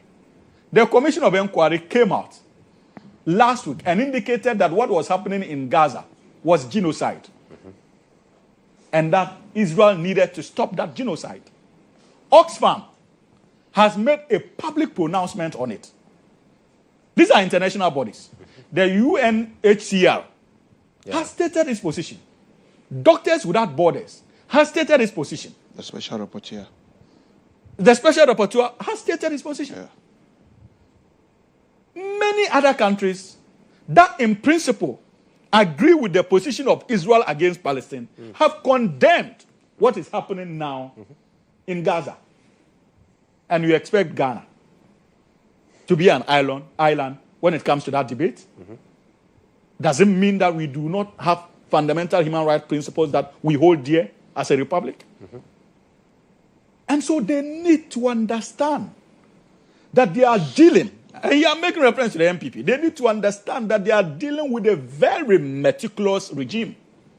Very meticulous regime that has excellent touch when it comes to foreign relations and diplomacy. Right. Well, and so we would do now everything. It's propaganda. It's not, but that's the reality. Because personally, he says he disagrees with the minority on the matter. Yes. And he says that the minority, he was sad when they actually called that. I think that's... I commend him for that bold It's not, yes. It is important for us to have but the it's also the fact that Ghana is a signatory to the Genocide Convention. Yes, it is. And so it is important for government to make things of that nature, but it does not excuse the fact that the MPP is gradually becoming even more irresponsible in opposition. Remember that this feeds into an earlier propaganda that they championed about the missing flights and the flight that came into Ghana and cocaine, and the reckless commentary by one of their members. Okay, you know what? We are absolutely out of time. So they need to learn when it comes to the antics of international relations and diplomacy. Let me come to you on Dakia Mekpo's his quest at the Supreme Court, basically giving recognition to the Ghana Bar Association and all of that. They're challenging that. Yes, so I think, well, just as we defend the Chief Justice's right to pursue cases in court, he's welcome to do that. So he's seeking interpretation. But I think that... The GBA. Yeah, I think seeking interpretation to say that if any other group members were to form an association, the interpretation of GBA should include them. I think he would struggle. Because the time that the Constitution was promulgated, the GBA was already in existence. You mean the Ghana Bar Association? Yeah. So I believe it was referred to... The references to the association. I believe so. It was referred to this Ghana Bar Association. So for them to say they should reinterpret the Constitution to mean any other association put up by lawyers will be a problem. But I do see there is a conflict when you look at Chapter 5, Freedom of Association. So Chapter 5 and this specific provision, they might conflict. And most jurisdictions, I'm not sure about Ghana, when there are fundamental rights, they usually trump, if there is a potential conflict between fundamental rights and some other parts of the Constitution, they usually interpret the fundamental right to trump that particular provision. Of which maybe if he was looking at it that way, I believe he might have the chances of winning. But to say that he interpret that current provision to say that if future lawyers form any other thing, the same article covers that. I think he'll be stretching the interpretation so far. And the court should not be tempted to do that. Right. Yes, but Chapter 5, he goes there with freedom of association. I think he might have a point in that. Or perhaps he has enough members in Parliament. I mean, you can amend the Constitution and do not muddy the waters. Right. Okay. Hamza? And before I say that, let me say the last thing. But why even form a new one? The English people have been saying that if it is not broken, don't fix it. I think GBA is doing fantastic well. Okay. Hamza. I like the look on your face when he said if it's not broken. He might even break that in tears. He will show emotions. I believe in the freedom. I believe in freedom of association. And I believe in the protection of the ideals of societies or professional institutions. especially when it comes to the survival of our democracy. I think that it should be in our interest to ensure that organizations or institutions are given the freedom to express their views on issues of national importance, and that includes the Ghana Bar Association. But I do not subscribe to the school of thought that seeks to suggest that the Ghana Bar Association should only be the only association in Ghana when it comes to lawyers of this country. I think that lawyers should be given the opportunity to decide whether or not they want to be part of the Ghana Bar Association or another professionally recognized legal association. Okay. You understand? I think that there's nothing wrong with that. That's one. Secondly, when it comes to the bar as we have it, the Attorney General is the leader or de facto leader of the Ghana Bar Association. And so he's supposed to provide leadership when it comes to the functions of their body, especially coming at the back of a government that promised a reset in opposition. What it simply means is that even when it comes to the activities of the Ghana Bar Association, activities that he considers improper, contradictory, and has serious repercussions on the integrity of the body, it behoves on him as de facto leader of the bar to lead the process of transformation and reset when it comes to the internal activities of the Ghana Bar Association. And so we need to understand his call for reform from that perspective. So his call was quite responsible because you cannot have a Ghana Bar Association that has so far proven that it is only active in the life of a certain political regime, but when it comes to another, it is missing in the discourse. And my brother will not disagree with me when it comes to how this bar has so far conducted itself in the last few years. Anytime the New Patriotic Party is in power, the Ghana Bar Association becomes a different institution altogether. But he says the association is doing well. I think it's not broken. There's no need to fix it. But when there's another regime that is in place, even if a pin drops, you see the Ghana Bar. The Ghana Bar and is a stakeholder. And you see, it tells you also, we are not concerned that much. Because it tells you also that institutions appreciate that it is under a certain regime that they can actually live to the true dictates of its mandate. Absolutely. Well, and it's something that Hamza, credit should be given to the National Democratic Congress. Hamza Suini, a member of the NDC's communications team, and Ishaq Ibrahim, he's a law lecturer at UPS and also a member of the NPP's legal director. Gentlemen, thank you so much for coming. It's been exciting. When you meet two lawyers on the show, that's what happens. A lot of interpretation here on the show. But we're right back after this break with more. Stay with us.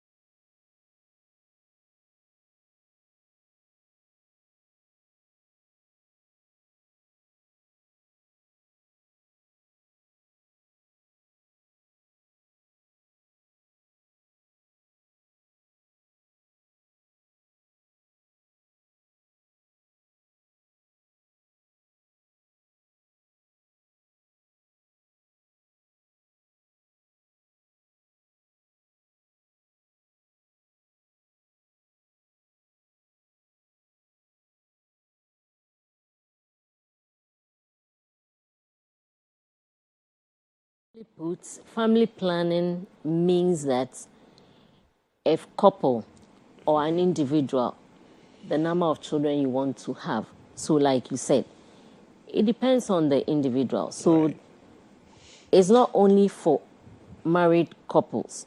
So an individual, the number of children you want to have, the time and when. So that's simple. You can make all those decisions. Yes. Because some people say it's natural. God gives the children, so ask them when they come. No, you should plan. In everything you do in this world, you have to, there should be a plan. Because a woman goes through pregnancy for 9 months. After delivery, you need to rest the body and the uterus or womb before taking in another pregnancy. So you can have as many as you want, but they should be planned. So is it the case that, because I know, I don't know if it's a misconception, that family planning is for women. Let the women do the family planning. With the men, as and when we will just go ahead. It's not only for women. The men are there to support the women. Okay. And there are some modern methods that men can use. So I wouldn't talk about vasectomy first. Men can use a male condom. They can assist or help their partners to use the natural method. So you and I have decided not to use any modern contraceptive. But then we can wait when the woman is not safe, like the safe period. So these are the times that the man can actually support the woman. Okay. So the woman is not safe. When you have sex, she's going to get pregnant. So the number of days that she's not safe, you need to wait. Or you use condoms. And if you've had the number of children you want, then you can go for vasectomy. So you play a very, very, very significant role in family planning centers. But in terms of our space, do we see that often? Men coming to support their women, also playing a role in family planning? Because we are complaining about bills, but we are also contributing to it. Yes. Now the men are doing very well, and shout out to them. Big thumbs to men, because we see men following their partners to the clinic, antenatal, family planning clinic, or reproductive health clinic, and want to seek, services. They ask questions. Some even coming to do everything before they bring the women. Oh, wow. So you are playing a very big role. Absolutely. And we are encouraged to do more. And doing very well, so do more. But what is really the essence of family planning? What are the benefits thereof? There are a lot of them. Benefits, so I can say it helps a woman to recuperate after the pregnancy, so it gives her a healthy body. It helps the children. So if one child is born and the spacing is very good, we are saying that women or childbirth should be spaced 2 years in between. So when you get to 2 years, then you think of getting pregnant again. So this child is able to have enough breast milk, enough care, enough love before another child comes. So it makes a child, grow well and feels loved. It helps the nation. It helps the fathers also to, make enough money. And when the woman is on family planning, she's also able to better her life by developing her career and all that. So it's not merely a way of preventing pregnancy alone, but it goes a long way to help the nation as well, because you plan the number of children. So if all of us in here say we are having 3 children each, then the nation is able to plan. You see, schools are getting flooded. Hospitals are getting flooded with human beings. So we need to plan in everything you plan. And interestingly, you mentioned that we seem to be doing well. Men are supporting and all of that. But then what are some of the hindrances or barriers we are seeing, the challenges to effective family planning? So you mean on the side of or general? So generally. So some of the barriers are the myths and misconceptions about family planning. That is a very, very huge gap we're seeing, because everything has a side effect. So when you use a particular method and you tend to have the side effects, you tell your friend, and that is what they carry. So they will say, oh, family planning, they said is not good. Meanwhile, you've not tried it. So the myths and misconceptions are one of the things. Shortages. This time we are having a lot of shortages in the country because of funding. You know, globally there was a lot of issue about family planning services. So these are the few things I can talk about. Right. And then we're not seeking information. Cost is not too big a thing, but access. If the person is at a very far place, accessing family planning services is another thing. And then education. People are not well educated on family planning services. So we need to do more to get to that. Interesting. And that's why, one of the reasons why we are actually observing the Family Planning Week. Yes. And if you can run us through the theme and the essence of the theme for the week. Great. So the theme, it's empowering choices, strengthening families for Ghana's future. This is mainly or simply put that family plan is about building stronger households and also a better nation. And then couples, individuals are able to make informed choices. That is when to have the children, as I said earlier. And then this leads to healthier mothers and babies. It also leads to better education of mothers, fathers, even the children, and then build stronger family finances. So this goes a long way to add up to national development. So this is why this theme was chosen. So you can see it covers everybody, and we become inclusive. Happy. Yes. You mentioned in your earlier submission that cost is not a problem.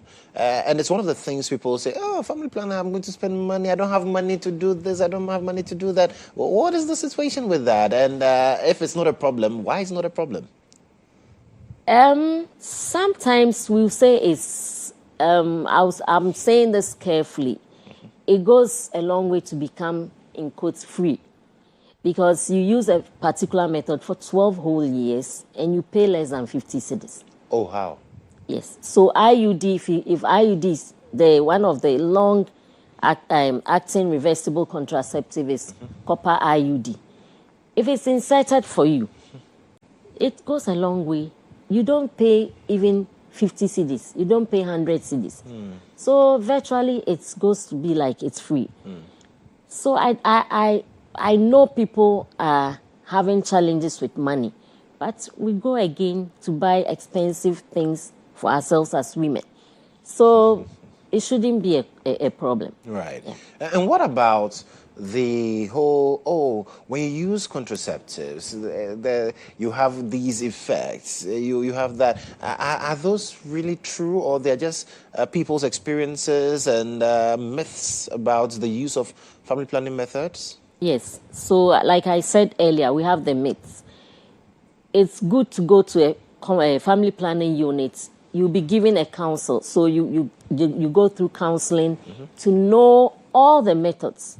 And then you would make an informed choice. We call it informed choice because you'll be informed about how it works. That's the mechanism of action. How the side effects, in everything in life, we have side effects. So if you use this particular method, this is what to expect. So it goes a long way to let you know that, oh, I was told that when I use this particular method, I'm not going to see my period for these or for some of the times. Sometimes I'm going to see drops of blood or, so you are told everything. But people, you know how we behave. The least thing, then they rush back.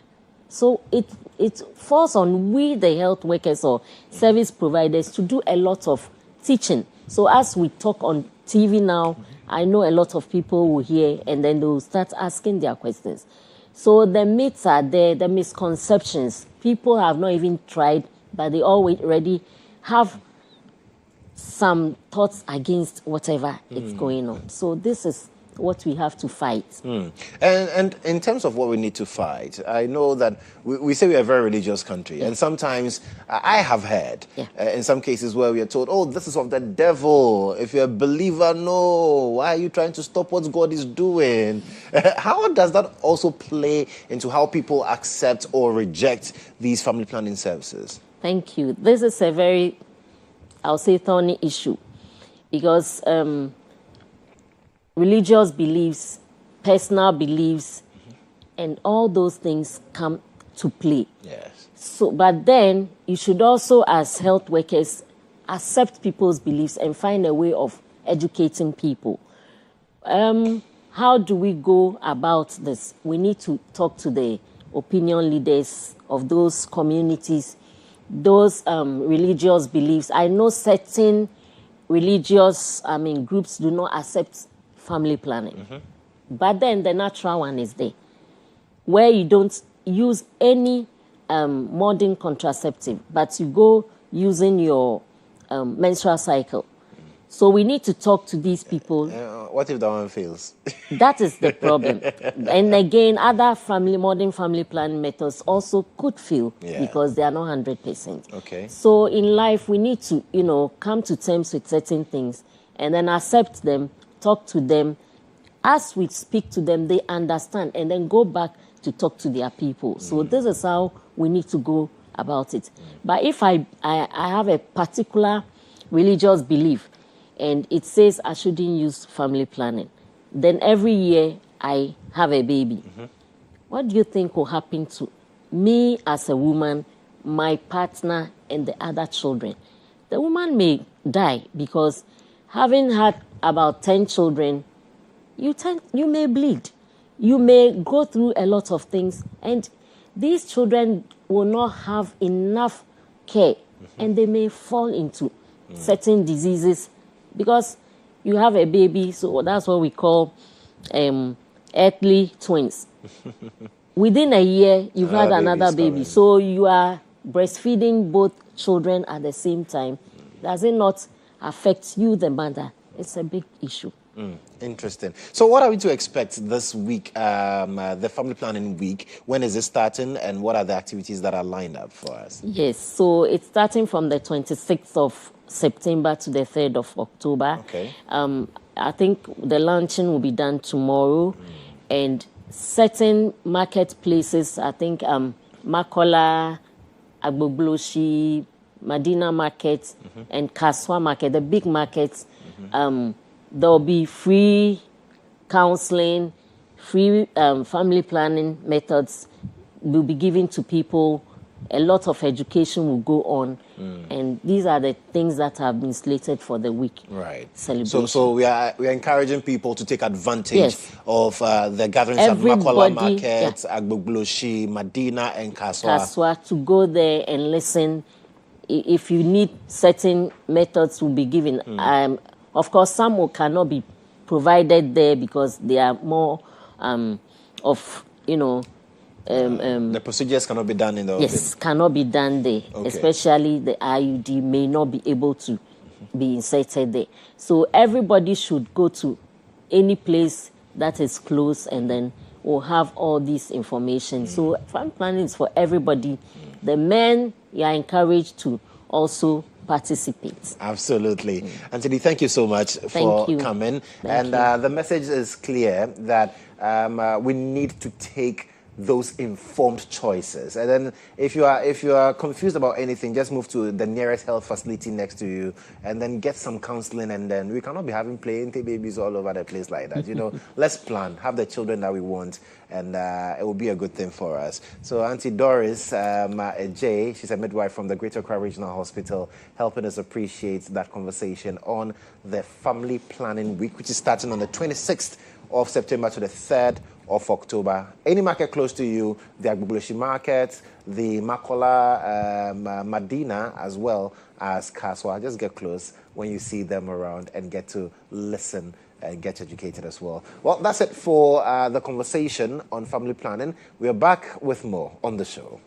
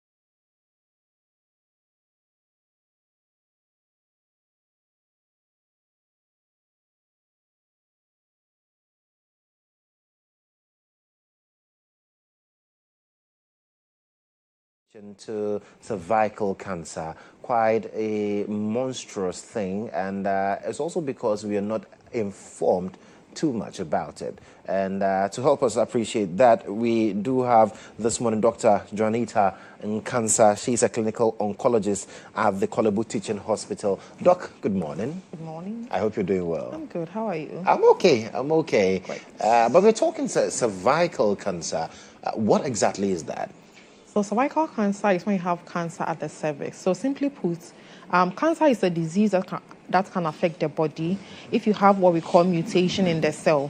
So the cell proliferates, and then it can invade and then spread to other parts of the body. And then the cervix is the part of the female reproductive system. That's the lower part of the uterus. So when you have cancer occurring at the cervix, then you have cervical cancer. Interesting. And what causes that? So cervical cancer is caused by persistent infection of the human papilloma virus, specifically the high risk, especially 16 and then 18. So when you get this infection, naturally the body can fight it. But for some people, there's persistent infection, and then you can get the cervical cancer. So when you have a weakened immune system, so some of the risk factors to include weakened immune system, such that your body will not be able to fight it. There are also some risk factors, such as if you have early coitus, that's your first sexual encounter is early. Yes. You're prone. Yeah, you are. You are. Wow. And then if you have multiple sexual partners, human papilloma virus is actually a sexually transmitted infection. Okay. So if you have multiple sexual partners, or your partner has multiple sexual partners, that one too. You see. So you are also at risk. Smoking alcohol can also put you at risk. How early is early when it comes to having sex? So according to literature, they state below 16 years. So, so if you're having sex below if you're a woman below 16 years, that's early coitus. And you've already started having sex, it's also a risk factor. Yeah, it is. Wow. It is. And so how do you know that you indeed have cervical cancer? So some of the symptoms that you will have, you have what we call menorrhagia. So your normal menstrual flow, it becomes heavier. Becomes heavier than usual. And then you can have intermenstrual bleeding. In between your menses, the monthly cycle, you may bleed. You may have what we call postcoital bleeding. After having a sexual encounter, you may have some bleeding.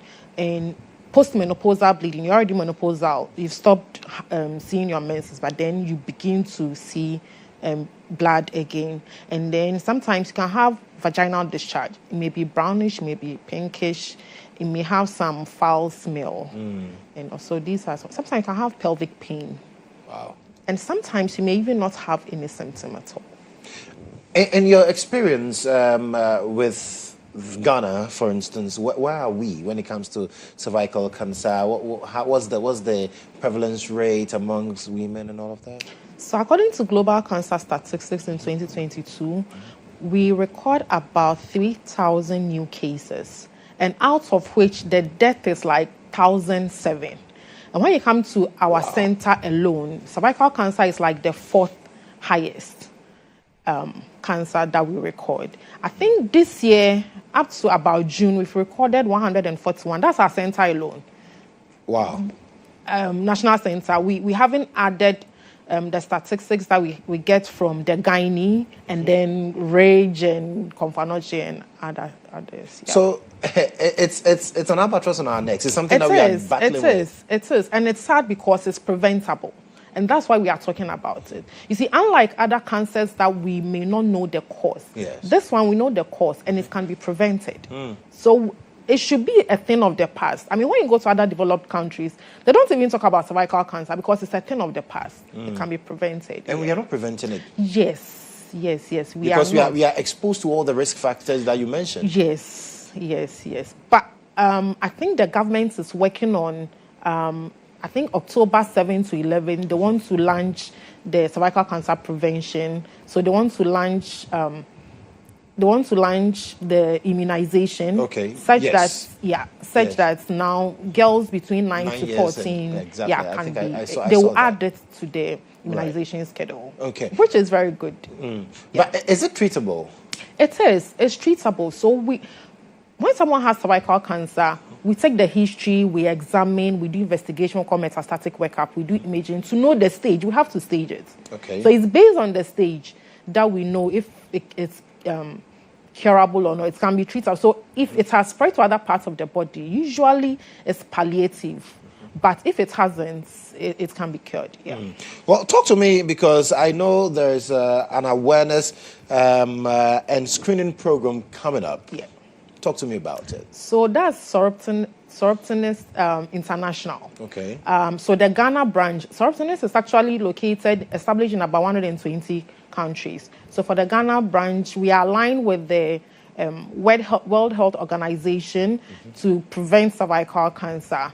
And we usually educate women, we enable women, and then we empower women. So as part of it, on 27 September 2025, between 10 a.m. to 2 p.m., we are meeting at the Catholic University of Ghana, and then we are going to educate on cervical cancer. That's this Saturday? Yeah, this Saturday. Okay. This Saturday. We So are going to talk about what is happening on the Saturday? What are you doing? So we are educating the women, and then we are also screening. There'll also be free screening for cervical cancer as well. So who must be a part of it? Everyone. Everyone must be a part. Both men and women, actually. Well, you come to screen us too. No, we won't screen, but you need to be educated because you have the wife, you have the mother, you have the sister, you have a daughter. So it's happening at 10 a.m. on Saturday at the Catholic University. Yes. And where's that located, by the way? I think it's around the ministries or so. Oh, okay. Yeah. Right. So Catholic University of Ghana, Accra campus. Yes. That's where Accra it's happening. campus, yes. At 10 a.m. Yeah. And we are all invited to be a part of it because, you know, if you don't have cervix, you have a mother, you have a wife, you have a sister, you have an aunt. Come and learn and be the one to also help them appreciate it. So what will be your final word out there to the people who are watching us this morning, especially when it comes to cervical cancer, the awareness creation, and what you're also doing? So cervical cancer is no respecter of persons, and it is preventable. It should be a thing of the past. We all need to get ourselves educated and then get a vaccine and go through screening to prevent the cervical cancer. Well, Doc, thank you so much for coming. And we'll see you on Saturday. Sure. We'll see you on Saturday. All right. So it's about cervical cancer and it's preventable. So please, as much as possible, let's put in place all those measures that we need to adopt to eradicate it. But then it's all hope is not lost. It's treatable, and you need to get the education as well. And so on the 27th, on Saturday at 10 a.m. at the Catholic University of Ghana, the Accra campus, there'll be a free screening, free education. Go and learn about cervical cancer. Doc, thank you so much once again. And we'll be right back after this. Mind you, we also have a conversation with a man who wants to lead the New Patriotic Party as the national chair. We'll get into that conversation as well. But let's go for a quick break. We'll be right back.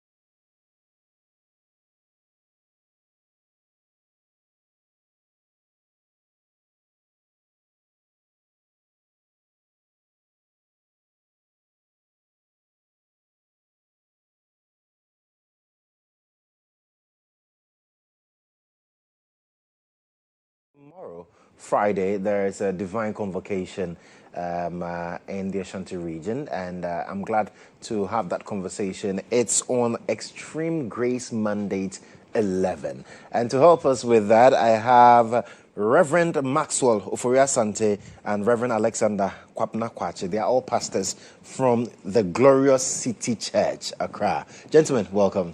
Thank you, sir. I hope you're doing very well. Doing very well. Amazing. So talk to me. Tomorrow, something great is happening in Kumasi.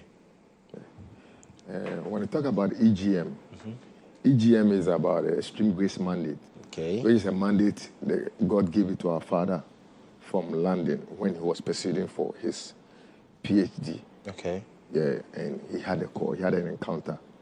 He thought he has been a few hours in his room. It was about 4 days when he had an encounter. Wow. And the encounter has been a blessing, saved life, impacting life. And we celebrate EGM every year. So this is the 11th edition. Oh, wow. It's been 11 years running. Yeah. Congratulations. I mean, to have a program that runs for 11 years tells you something about it, that continually God is showing up. Yeah. And so tomorrow it's happening where? It is happening at Kumasi, KNUST, IDRC, Mensah Auditorium. Okay. That's where the program is happening. It is starting exactly 9 p.m. But I will entreat people to come early, because if you come before 9, maybe you might sit at the back. But this is a divine encounter of which God has prepared his manservant, Prophet Daniel Kwame Osejan, who happens to be the general overseer of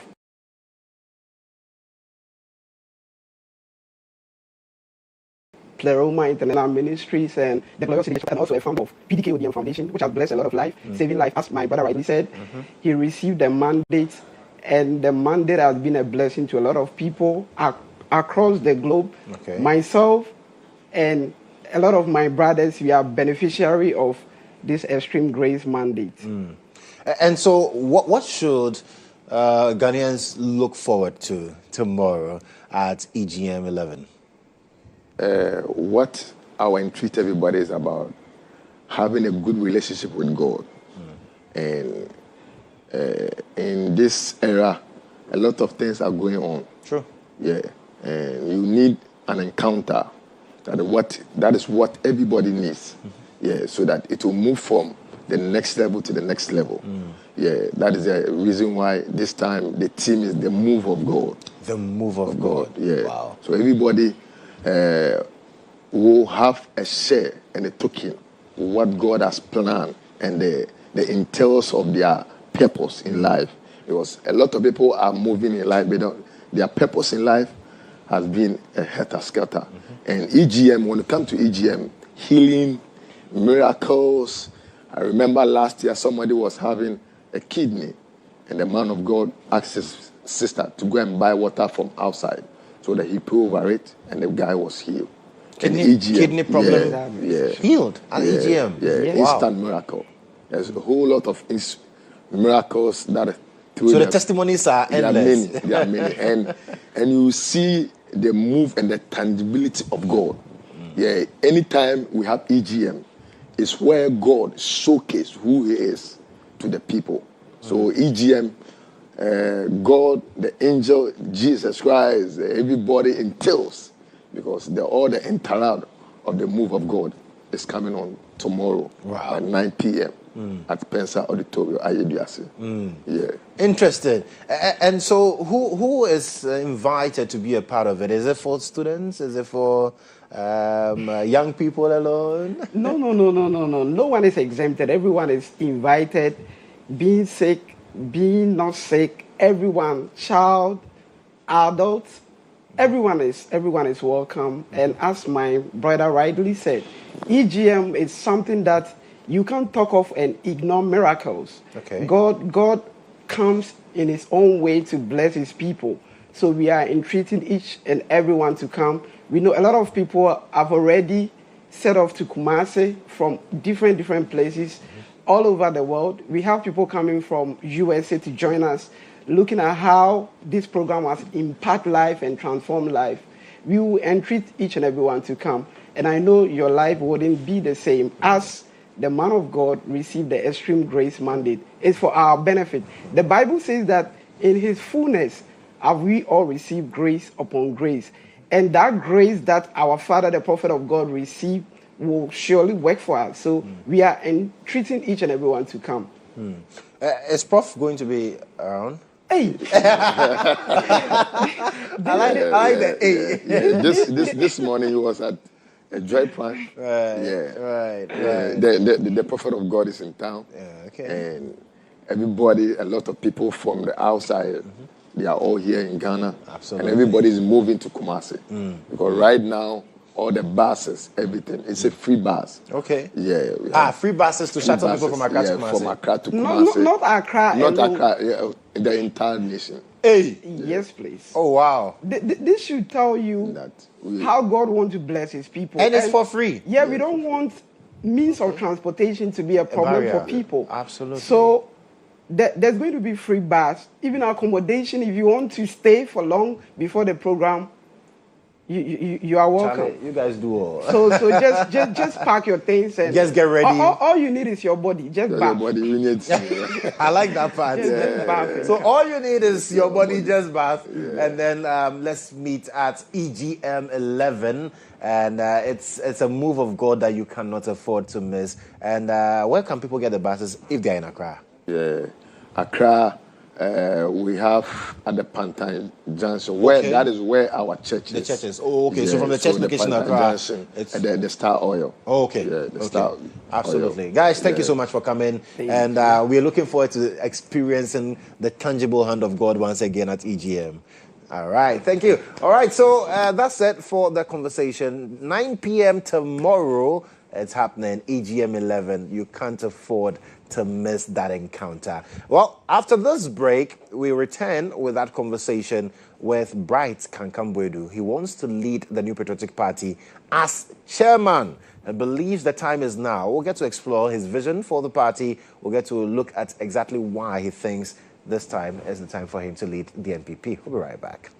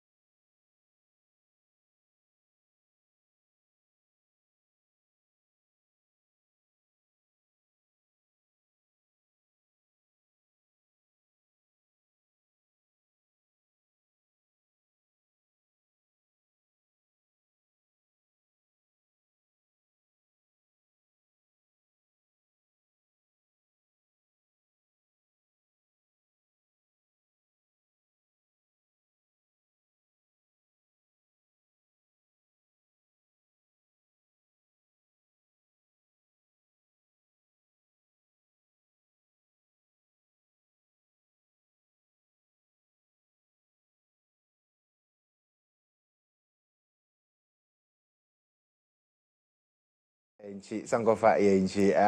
so the conversation is with David Kankambwedu. And yes, he insisted on that. I made an unforgettable mistake in the beginning. But David, welcome. Thank you very much. How are you much. doing? Well, can't complain. We cannot complain. Everything is going very, very well. I thank God and my ancestors for all that is going on. It's going very well. And seeing your face is making me so happy. I'm glad. So I believe before I leave, my pocket is going to look very beautiful as well, just like your face. But let's talk about your ambition. I mean, what drives that ambition for you to be national chairman of the New Patriotic Party? Well, let me also please do say thank you, and my greetings go for my younger brother. I always call him His Excellency Bolleri, the man himself. My brother, wherever you are, this is your senior brother, David Kankambwedu. I say hello to you. Good morning to you, all your family. And I thank you for giving me this opportunity. Look, we started non-alliance movement. Ghana Democratic Movement, GDM. My father, Reverend Dixon Kankambwedu, J.H. Mensah, my father, Kodjo Asabre, lawyer Kodjo Smith, Arrow from Paul Manson, the group, the so-called dissidents that started the non-alliance Ghana Democratic Movement. Even when J.H. Mensah was arrested in America, with all that, David Kankambwedu was there and part of everything that was going on, even though I was young in London. Fast forward, I came to Ghana.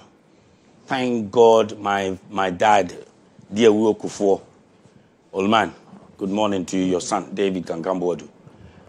We were in opposition for a very long time, but with the blessings on his life, we came into power.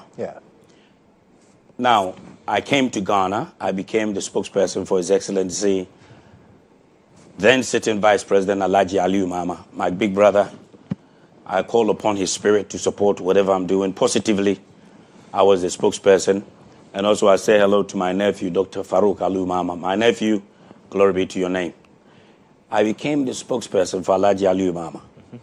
We were at the castle until we lost power 2008. Now, from that time, if you've monitored this political space for MPP, the party is dwindling and heading towards where CPP is at this minute. MPP is turning into the CPP. Why do you say that?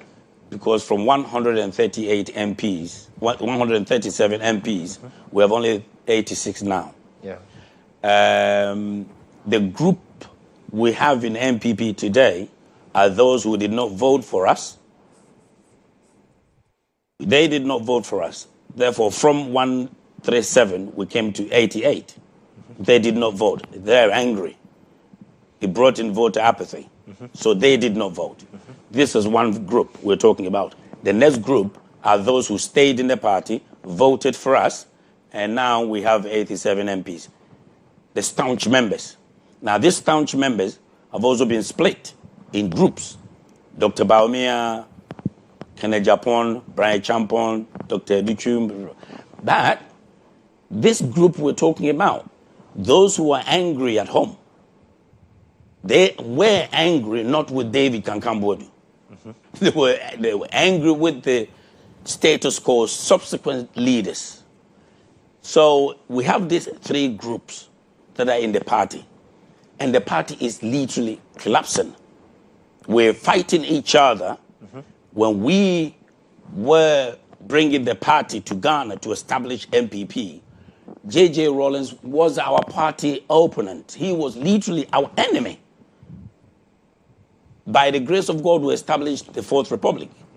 Now, J.J. Rawlings, who was our enemy, who was our opponent, became our good friend, gave him a befitting barrier, and now we are at each other's throat, killing each other, literally. So the party is collapsing. But these groups that I've described, I've been explaining about, we as a party must strategize. How are we bringing them back into the party, into the fold, to bring unity for the party to be strong or stronger.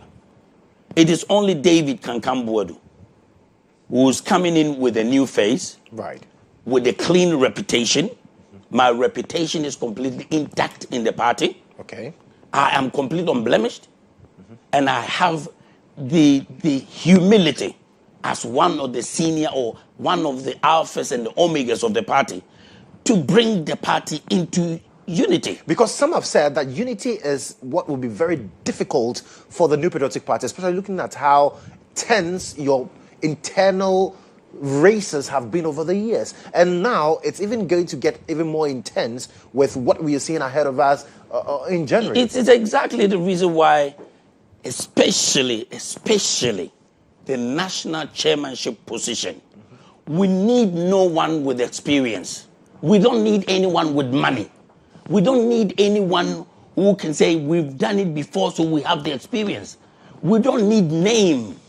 We want someone with new face, who's got a clear reputation, unblemished image with new face to enable the party to unite. I have said it. If I offend you and you expect an apology from me, literally, I'm telling you, by rules, I must go and look for a mediator, someone you respect.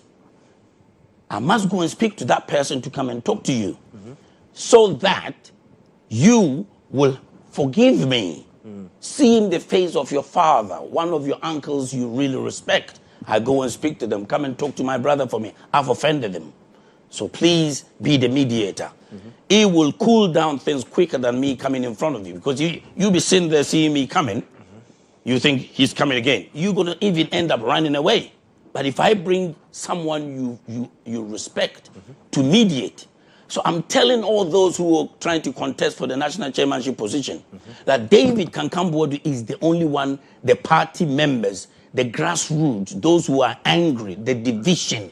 David Kankambuadu is the only one that has got a clear, clean reputation with no problem attached to his name. I am the new face whom all those trying to contest for the national chairmanship position should come and speak to me so that I'll use my face with what I have, the qualities I have to go down to the grassroots around Ghana to go and beg them so that I will unite the party. I hear people saying, I'm coming in, we will win power. No, MPP cannot think about winning power 2028.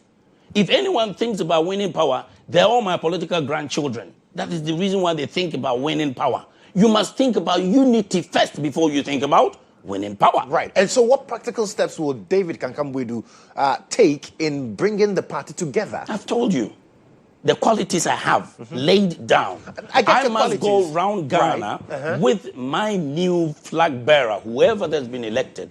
I must go around Ghana, literally go to the chairmen, the executives, go round areas, constituencies, and all those areas to start speaking to people in groups.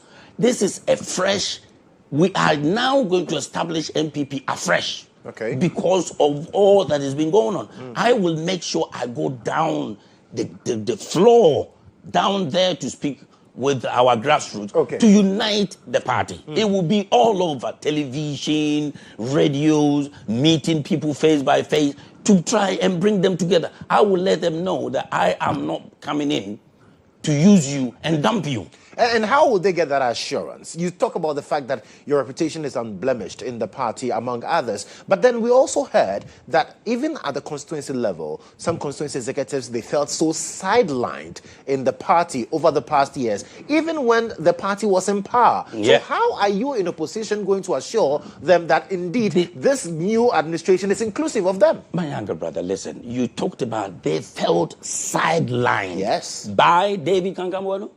No. That is the key. They felt sidelined by those who intend to come contest for the national chairmanship position. You cannot take certain faces down there. You cannot go. You mean the current leadership of the party?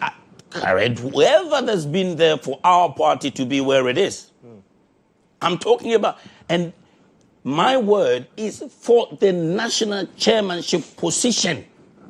There alone, that needs a face, that needs David Kankamboadu's face to make sure that I go round Ghana. They will know that this man is not part of those or not part of use and dump association.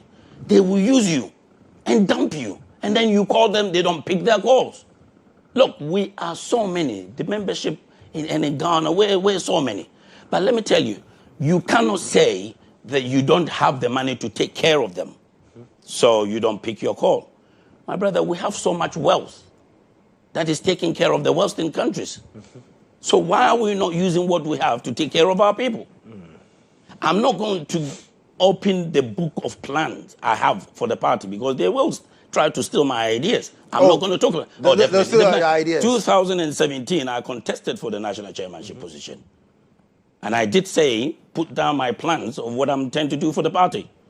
And I realized that my same brothers and sisters who want to contest for certain positions were trying to use my ideas. Your ideas were stolen in 2017. Well, I mean, so that is past and gone. But for now, what I'm saying is, look at what is going on. I hear names like Alex Tete, Abronye, Ousubempa. Look, I'm telling all these guys, if you want to insult somebody, turn it on your opponents. Turn it on those you think will not allow your party to come to power. Kevin Taylor is not insulting. He's doing the job for his party people. But what we are doing is we are insulting people like Kennedy Japan, Baumia, we're insulting them.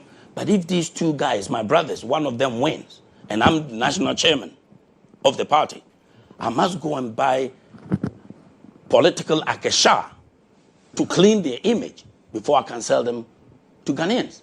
Why do you sit trying to destroy your own party flag bearers? I want you to tell people what your flag bearer will do. The betterment of the party, and we talk about party, is not the letter NPP. It is the so-called grassroots. Right. And I'm also advising the grassroots. We've made them so poor that if you give them one city, they will vote for you. So the parties make them poor so we can sell it to the highest bidder. All these things will change if David can come. David, are you disappointed that the leadership of the party has not cracked down on the names you mentioned, Abronye and the others who are accused of saying things that is bringing heads together, even in the lead up to the campaign? How do you expect leadership to whip when they've all pitched camps? They've all pitched camps. The leadership of the party? Well, they have people they support. But I don't support anyone. I don't. The flag bearers? I don't support anyone. But you would vote, wouldn't you? If I am to vote as we speak, right, and I'm the national chairman, I will not go and vote for anybody. But this voting that is coming, I will not vote for anybody. If I'm supposed to be voting, I will not vote. Why not? The mother who gave birth to all of us, she's in intensive care. Mom MPP, our mother MPP, is in intensive care. She's dying. But you rather killing each other for power, but it's the same mother that gave the power to all of you. So why would I go and support anyone who does not care about our mother in coma? Would you do that? But how do you expect the leadership, how do you expect the party to not get a flag bearer if everybody starts thinking like the way you're thinking now? Let everybody think like I'm thinking so we sit straight. Then there'll be no voting. That's what I'm saying is, let everybody think the way I'm thinking so we sit straight because the party is collapsing. We will not have any party if they don't start thinking like I'm thinking. And if they think the way I'm thinking, they wouldn't be sitting on radios and televisions and social media insulting their own flag bearers, flag bearer hopefuls, would they? If they think like I am, the way I'm thinking, do you think they will be sitting on social media tapping and insulting? David, if you were national chairman right now, what would you have done differently? Now? About the issues. Hey, they know. David can come to the national chairman. Would you, sorry to use the word, but I don't want to talk. But I would say you wouldn't joke with me. You wouldn't be on social media doing what you're doing. I will come and visit you in your room, 3 a.m. The whole Ghana. That is what we will do. We have representatives the whole Ghana, don't we? We do. We have representatives all the whole Ghana. And you are in Otriberiate, you're sitting there insulting. We will come and beg you. We will come to your room, bro. Stop it. At 3 You're a.m. collapsing. Of course. If you don't want to collapse our party, we will come and beg you 3 a.m. Please. You know what you're doing. If you love MPP, you wouldn't do what you're doing. And they're making me feel as if they're taking money from NDC to collapse the party, just as NDC did to CPP. We have, look, before we established MPP, we had women going to hospitals, giving birth and becoming virtual prisoners of the facility. You were young, maybe. But women go to hospital, have kids, and they are stuck in the hospital. Yeah, they can't pay virtual bills. prisoners. That was AFRC, PNDC, and NDC government. They couldn't do it. We came, MPP, made sure mothers gave birth. Those of you who are fighting and trying to collapse MPP, this is the political party I'm talking about. Our mothers started going to hospital, giving birth, and coming out free. Government is paying. Yeah. Now, listen, they used to sell their clothes, sell their properties for the hospitals before they come out. So why and how do we think of such an entity and then we want to collapse it? Look at Achimota, prestigious school. But now we have children coming from bush, deep down village somewhere. They come to Achimota school. Why? President Nana Addo Dankwa Akufo-Addo. President Akufo-Addo. Look at AFRC, PNDC, NDC. From the time of J.J. Rollins to my good brother, John Dramani Mahama, have you ever heard that the NDC told the voters, my brothers and sisters, I am President John Dramani Mahama. We are now in government. We want you to go behind your house. There's free banku and tilapia for you. Go and eat it for free. But those women who were stuck at the hospitals, they used to sell their clothes, remember, before they can get out of hospital giving birth, right? We help them to come out of the hospital. We pay for them to give free birth. They can go and sell the clothes they used to sell to go and buy banku and tilapia for free.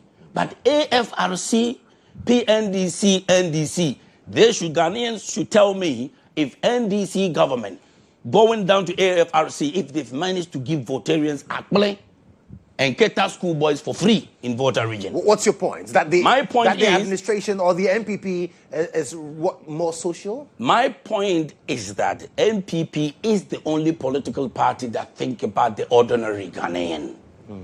And such an entity, such an organization, you don't sit and insult leadership in the party just so that the party will collapse. As it stands now, the party has been accused of losing its soul. Some say the NPP that they were part of when it was formed, it's a pill. What we see currently is a pill shadow of what MPP stands for. Do you agree? Disagree. Completely. Completely. It is all because winner takes it all attitude. If we're going for a leadership position, and you're my younger brother, I know if you get it, you will definitely give me my share. You make my life a bit comfortable. Why would I fight you? But it is take and run. Once you push them up the tree, they sit up there, start eating all the fruits. Oh, uncle, can you pass me a little bit? Oh, hold on, I'm just testing if it's nice. And you have those little insects, the bite ones, they come, start biting them, and then they run down. Look, I've told them, if you push me up there, and I don't take care of you, when it comes to falling, I will not catch you. You will drop, and your bones will be broken into pieces. That is the 88 MPs. I'm telling MPP, listen, some of us, we're not talking, right? That's what Penyini do matemante. I don't talk. But let me tell you what is inside us is powerful than what they're doing. We will not allow them to collapse the party. If my uncle, Professor Buzia's time, the party collapsed all the way, we have problems. We've had problems. This time, David Kankamwodi will not allow it. I will not allow it. Look, I was the spokesperson for Alhaji Aliyu Mama. I was part of the government. I saw what was going on. There were infighting that was going on. 17 aspirants. And Krabi and Fadate dropped out and he left 16 aspirants who wanted to become flag bearer of the party. Yeah. So are you saying our time when we were communicating on behalf of the party, there were no infighting, but this time it's become absolutely horrible. People are not thinking. What has changed? What is causing that? Winner takes it all. And those who are fighting, they're fighting for, I'm fighting for my flag bearer, I'm fighting for my flag bearer. Within the next 2 years, let the person win. Within the next 2 years, the same person will call it. Oh, no, you see, I'm trying to call him over, but he's not picking. They are fighting on behalf of someone.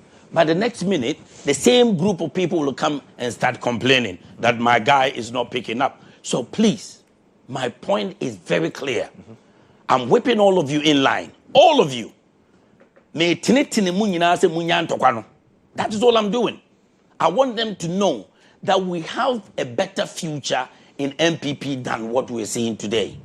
We must all know that MPP, with long life, if the party comes to power and David Kankambodu is in charge as the national chairman, I will make sure that the plans I have in place, my younger brother. The plans you will not tell me about? The plans I have in place, the party will be making money even in opposition. How? Well, even when we're in power, we came out of power 3 months. You're asking how, and that's my answer. When we were in power for 8 good years, right? But when we came into opposition, just 3 months, it took Dr. Baobia and Kene Japan to send money to the party office to pay common 110 staffs. So if you ask me how, we're in power, we don't even have money. Listen, you're born with it. It is inside you. When it's inside you, you don't have to be a professor. You don't have to speak good English. You need not to write the white man's language to be intelligent. It is in me. And you can hear when I'm talking. I can change MPP for emulation. I'm telling you on authority. But it is, what is going on? People are behaving like MPP is a limited liability company. My father established Guinness, so it's for me. Star Beer is my company. No, the party doesn't belong to you. You're a chairman, you're a secretary, you're whoever you are, whoever. Where were you when MPP was MPP? So if you've come in, whatever it is to it, you're going to leave the party there. And for others to come and continue. But you have no right to collapse it for those behind. You could easily become MP in the future to help yours, to help your area. If it's collapsed today, you cannot say you're going to sit here forever, would you? No. Life can change. Absolutely. So why do we have to allow these few people to collapse the party? Those who are sitting on social media insulting Baumia, insulting Kene Japan, insulting Brian Champong, you insult is not food. For those who say that the party basically treated them wrongly, Alan Kodjo, for example, left the party. There are calls for amnesty. Is this something that you, as national chairman, would also be championing to get all these people back to the party? If I come back, if I win the national chairmanship, I'm bringing my brother Alan Chairman, even if he's a president in another party. I'm bringing his chief. He's my brother. I'm bringing him. I'll bring all of them. I have no enemy. I don't hate anybody. You don't fight in politics. Politics means yanku. Politics means baby ayaku. Me I've said it. Say me no go school. Ube pay me girlfriend kura. Nearby politics ma. Ye betrani ye ka political issues. It's about the poor. It's about the national assets, the whole nation. Me no. Me can't girl no. We are no makuja. Do you understand? I do. That is what it is. But these people are not matured. I'm very sorry. I have always been saying this. 4x4 Dubai girls. So you believe 4x4 Dubai girls. Think about Ghana. Right. So you believe that it was those issues were not handled properly. But who is MPP? Is it the letter? NPP? No. It is that guy, that old man with a small radio, came from farm, his whole body is dirty, and he's sitting there with a small radio listening to politics. And they will walk through the bushes to go and vote. They are MPP. So if you are the chairman, the president, and you don't think about those guys in the village, you are not a leader. You're not a leader. And that is what David Kankam-Boadu is bringing on board. Okay. I'm telling all those who think we have done it before, you just want to be chairman, my friend. You just want the title chairman. You don't have the requisite and knowledge, the gift to run a political But you party. have the grassroots of the party at heart. Absolutely. But that's what I'm saying. Who is MPP? Okay. And we're always talking about grassroots. We've made them poor. I will make them rich. I will make sure they have money in their pockets. So tomorrow you don't go and pay them to vote for you. And that's what I keep asking. How are you going to do that? Because the party has also been accused of using proceeds from illegal mining and all of those things. Galamsey. How are you going to raise the money to make the grassroots rich? But isn't it possible that I can make them money? I'm asking how. Is it possible? It is. You will hear about them. I'm not giving away. I'm not giving anything to them. They want to be. I'm telling all of them who want to contest for national chairmanship position, step down. Come behind your big brother. Let me unite the party. After the unification, we plan to win 2028. Now, after victory or lose, I am going to step down. Once the party is strongly united and I win power or I don't win power, I will step down. So even if you win the national chairmanship, win, I will step down. You will step down after the national chairman. Why? You'll be contesting the flag bearer? I am not going to. I want to make sure my name goes into records of the party. That without David Kankam-Boadu, the party would have collapsed. Because MPP is So you want to save the party? Exactly. Your mission is to salvage the New Patriotic Party. Exactly my point. That's the reason. Look, I have told many people, and everywhere I've told people, I was the spokesperson for Alhaji Aliyu Mama. But remember, because of this unity that time, I was not given a single contract. Apotoyua yepoto mu makunu ewo choba no ankrofo de brebo ogum the MPP man be da. You've not benefited from the party? I am telling you. No contract? I'm telling you. No job? I'm telling you. No money? I'm telling you. Obia was saying me David Kankam-Boadu was saying mama me the contract to Yamana na me the mobilization account say this contract Yama Jessica na fakoye ejuma. But a lot of people had this. It's not my business. They're my brothers. They should be comfortable in life. If I jealous them, I will be Mitu Anajo. I'm very happy for them. Okay. It is what it is. Okay. But my point is very clear. My point is that I am not here for the wealth or the big manship or the big carship or the Dubaism. I don't want to be here that if I don't feel well. I grew up in the United Kingdom. If I'm not well, I can just board the aeroplane and go. But if I'm not well, I go to some hospital. Go and ask them. Because where the poor is, I have to be there to experience it. If there's doing so, I don't use generator. I want to feel how the poor people are feeling. So I'm here to save the party. That's all. Okay. David, this is your comrade, DKB, speak to the MPP delegates. Finally, why they cannot make a choice aside David Kankam-Boadu. I've said it, and I've said it. I'm continuing saying this, that, look, I am the unifier. And how does one become a unifier? It is because my reputation is intact. David Kankam-Boadu, my reputation is intact. I am unblemished. Assembly enemy. Omo contesting for national chairmanship position. Omo mrana me no nyina wo ne TV zuzi. Na nkrofo mfre ne yenhwe. Wa ho wa asem na wuntimi nka party ne mom yenhia. My face is new. I am the one with the spirit to unite the party. Think about the party. Don't think about any entity. Ena we di emedono. Se wo don MPP. Ansana wa do ni awodo no a obedo David Kankam-Boadu na maka party na bom. Right. The party is collapsing. All the executives, I'm expecting all of you to come and join David Kankam-Boadu so that we will unite the party. After unity, victory or no victory, I will step down and hand over for those who wants to be called chairman. My name is David Kankambodu. David Kankambodu, future national chairman. Right. Briefly before you go, what do you make of what the party now? NSO Usubempa has to face the council, among others. What do you make of that move? I've told them. Usubempa se utie me abronye mo kosumwa mu di mu ho atem. Me si so okudi opponents atem amemfa ho. Pa mo Usubempa abronye Alex Tete, Matisse Alex Tete, so sorry, I would Dr. Baumi atem look. Maybe some Mumfa mo papers, me documents, me. NDC for do was saying Namodo Maba party, no ya kakran so aka no mugu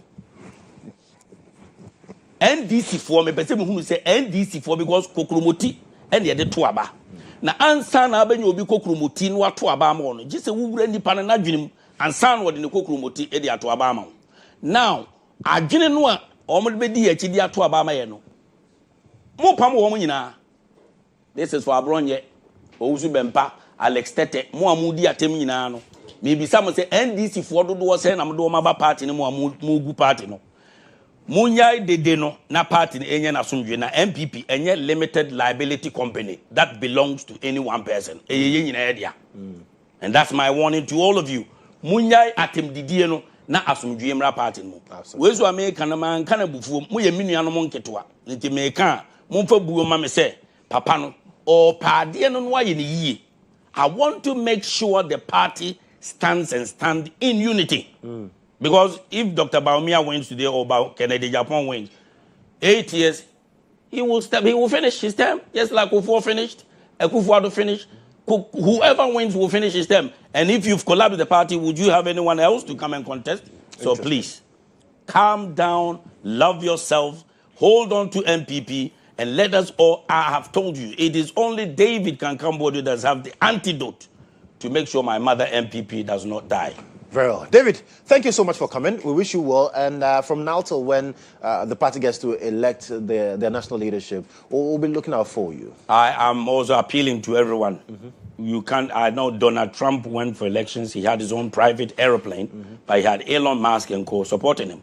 I'm begging all of you, those who love MPP, come with David Kankambodu. I'm looking for financial support so that I will be able to work hard as possible to bring the party to where I want to. But thank you for calling me David. Absolutely. DKB1, David Kankambodu is national chairman hopeful of the New Patriotic Party with her talk. We'll be right back after this.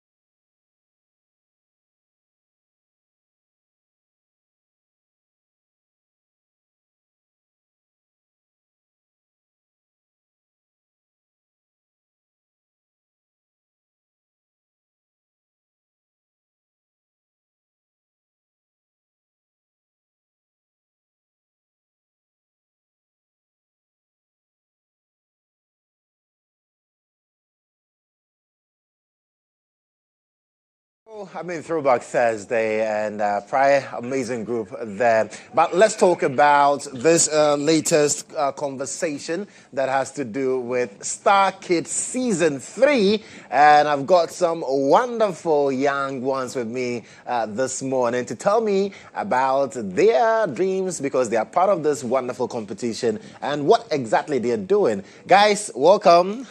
Thank you. Hey, you guys are smiling. I like the whole green and white thing, but you're not from Nigeria. All right, let me start with you. What's your name and what are you doing on Star Kids? My name is Jason Adadiansa, known on stage as Jason. I'm a singer. You're a singer? Okay, let me just pass it on.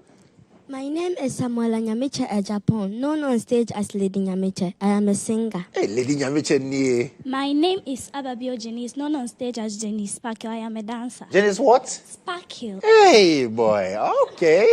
How about you? Yes. Flobeto Uswan boy is my name. I'm popularly known as Flobeta the Poet. Flobeta the Poet. So you work with words. Yes. All right. What about you? My name is Kwamina Achafrimpong, and my stage name is Archer, and I am a poet. You're also a poet. So 2 poets, 1 dancer, and then 2 singers. Okay, so you guys made it to the top. How are you feeling about it? Let's start with you. I'm feeling excited. I'm happy that I have been able to make it here. Okay. I'm so happy. What about you? I'm feeling very excited and I'm proud of myself. Eesh. And how about mommy and daddy? Are they also proud of you? Yes. Okay, let's move to my dancer. I'm feeling so excited. Eesh. I'm feeling so excited and I am happy. You are very happy about it. Did you think you're going to get this far? Yeah. Hey, there's an R in there. All right, what about you, my dear? I'm feeling very good. I'm feeling very good. And my mom and my dad, they are very, very, very happy. Okay. That I have made it to the finals. Right. And Samuela, you met other singers. In fact, one is standing next to you. Were you at any point intimidated? Hey, I can't make it to the way the guy is singing. He can sing better than you. Davida. 2 boys. Me, I'm not scared of boys, so. Hey, Samuela, relax. Relax with my boy. Okay, let's go to him. How about you?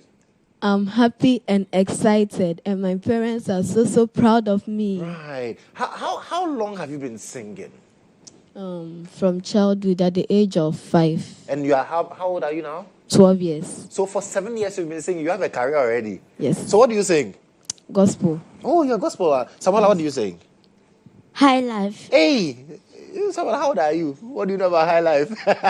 I'm 10 years of age. Oh, okay. You sing High Life. Okay, how long have you been dancing, you? Oh, give her the microphone for me, please. So you share your microphone here, okay? How long have you been dancing? I think 1 year. 1 year? Yeah. What pushed you into deciding not to dance? Nothing.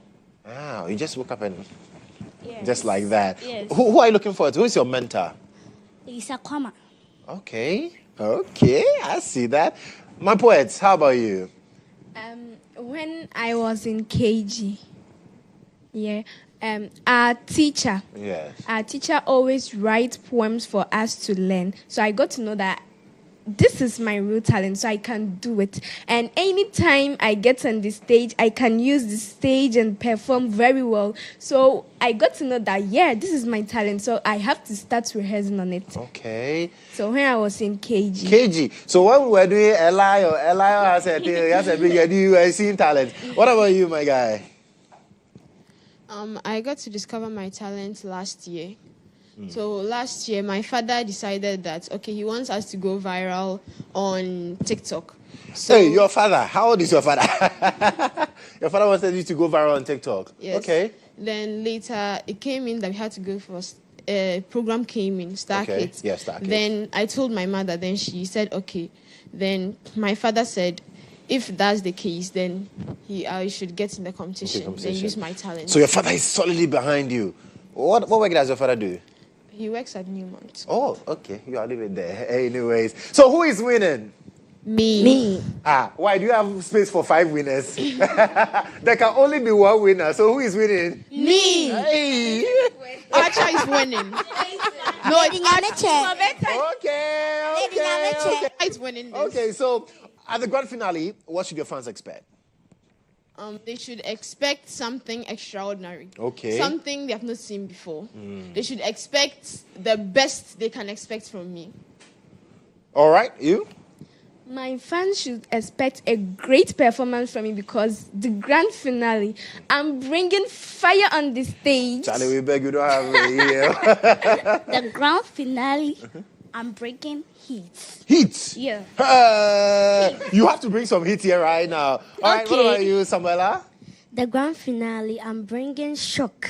Mahinti, na mokase mada. Boot for boot, mokase masa. Lady Nyameche semeka na maka. Hey, young Pharaoh, Moses Saba, entitinase. A hair throw, obeshiyase. Ebi makai. Yo, I had the natural Sam. What about you, my guy? I'm coming with the Holy Ghost fire. If you touch me, I will shock you. Hey, also, amazing. All right, guys, I wish you all the best in the grand finale, and we'll see how that goes. And then I just wish one of you would just win, and it will make me happy. Then the winner is me. Hey, the winner is me. It's me. All right, we'll be right back. We'll be right back after this.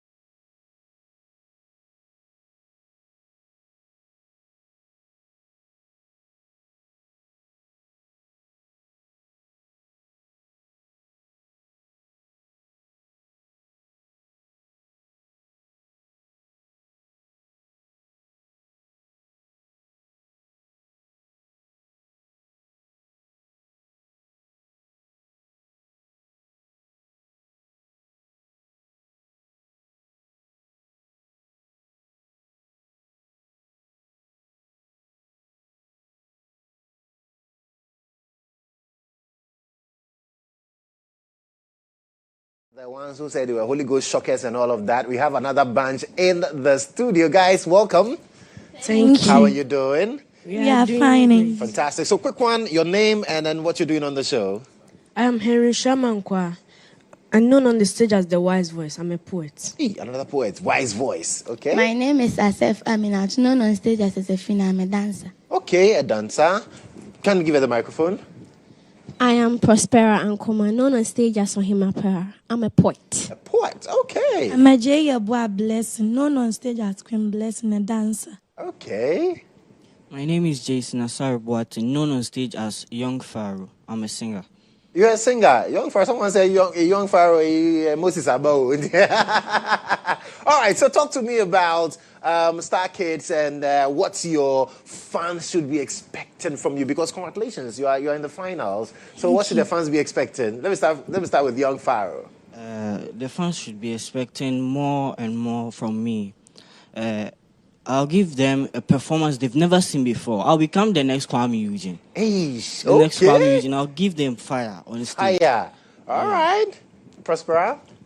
On the finals, I'll bring a stagecraft no one has ever seen before. But please don't forget to vote for me by dialing *920*55#. My stage name is Queen Blessing. And my short code is SK5. Thank you. SK5 Blessing. Okay, nice. Actually, they said on the finals, they are expecting something they've not seen before. Yeah. And something you've not seen before, it shouldn't be something in book or something that people have already seen and they haven't come out with it yet. Hey. But I want to let you know that it's creativity and innovation I'm going to bring out there. And I don't want somebody to say, this one, or ask me where you're talking. What if you're not able? You just wait for that day I just want you to watch it. Eesh. Just watch it. Okay. And I'm gonna shock you. Electricity. Yeah. I'm gonna bring electricity on the stage. So if you really want to see, you see the vibe I'm using. So if you really want to see more, then I want you to see it on that day. Yes, we are all expecting you on the 19th of October. Okay. What about you, my dear? She has a microphone. Yeah. My fans should expect heat and shock from me. That will shock everyone. Hey, you are preparing pie, eh? Okay. My fans should expect something that they've not seen before. I'll bring really extraordinary things on the stage. Extraordinary things. Yes. So how do your parents feel about you, knowing that you are part of this beautiful competition, your talent has been displayed quickly? My parents are really proud of me because when I started, they were always discouraging me that I could not do it. But now that I'm in the finals, they're really proud of me. So you have shocked your parents. Okay. Yes. My parents are very happy and excited about this program. Right. Okay. Actually, The are more dancers than... don't talk plenty. They put it in their moves. Actually, my parents are more than excited. Okay. When I used to do my poetry, they don't used to see it. It's always hidden in me. But when this thing came, I said, no, I have to let them know who I am. Okay. I have to let them know what God has planted in me. Right. So they were all excited. Absolutely. Blessing? My parents are extremely happy because they knew that I cannot make it. So when I made it to the finals, they were very happy. Oh, young fire. My mother is very proud of me, starting with music writing. She was not happy about it. But after I joined the competition, she knew I had the music in me. So when I made it to the finals, she was very proud of me and very excited. So she is expecting more from me, collaboration with other musicians and all those stuffs. Okay. She wants me to become a great musician in Ghana. Rockstar. Okay, so when is the finals? 19th of October. 19th of October. And then, guys, I wish you all the best in the competition. And who Thank knows? you. We get to see the winner, crown the winner. And who is that going to be? Me. Everybody is a winner, but once you've even made to the finale itself, you are a winner. But guys, thank you so much for coming. And today is the 25th of September, and if it's your birthday, happy birthday to you. God bless you so much. And so let's do some birthdays quickly on the show. This morning, this one says happy birthday to Diamond. Oh yeah, Diamond. I pray God's love shines brightly on you today and throughout the coming year. May your heart be filled with joy, and may our love continue to grow stronger. Stay blessed. Hey, you are who love. Okay. Hey, Diamond. Happiest birthday, my girl Abigail, one of the best colleagues I've ever worked with. I love you so much. You're truly respectful, kind, and amazing. May God bless you and elevate you middle. Keep being you and continue to shine above all. And it's from Jennifer. Oh, yeah, that's 6th floor. That's Abigail on the 6th floor. Okay, happy birthday. Happy birthday, Prophet Francis. Wishing you an amazing year filled with more oil, love, joy, good health, and peace. Thank you for being a blessing to me. Richly bless you now and always. And it's from your friend Bridget to you, Prophet Francis. Have a Holy Ghost-filled birthday, sir.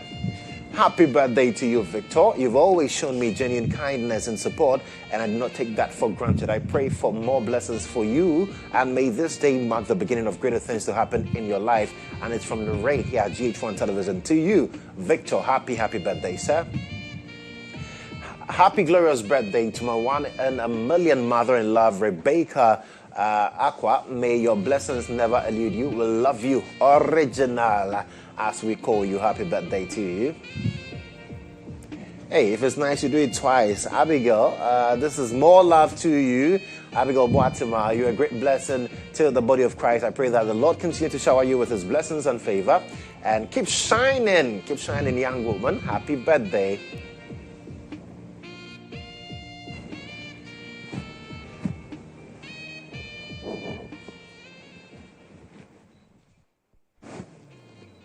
And so that's all time will allow us on the show this morning. Thank you so much for joining us and being a part of it. I am Joshua Kodjo Mensah. There's more news for you at starfm.com.gh. Do have a lovely morning. And my guys here, Charlie, all the best.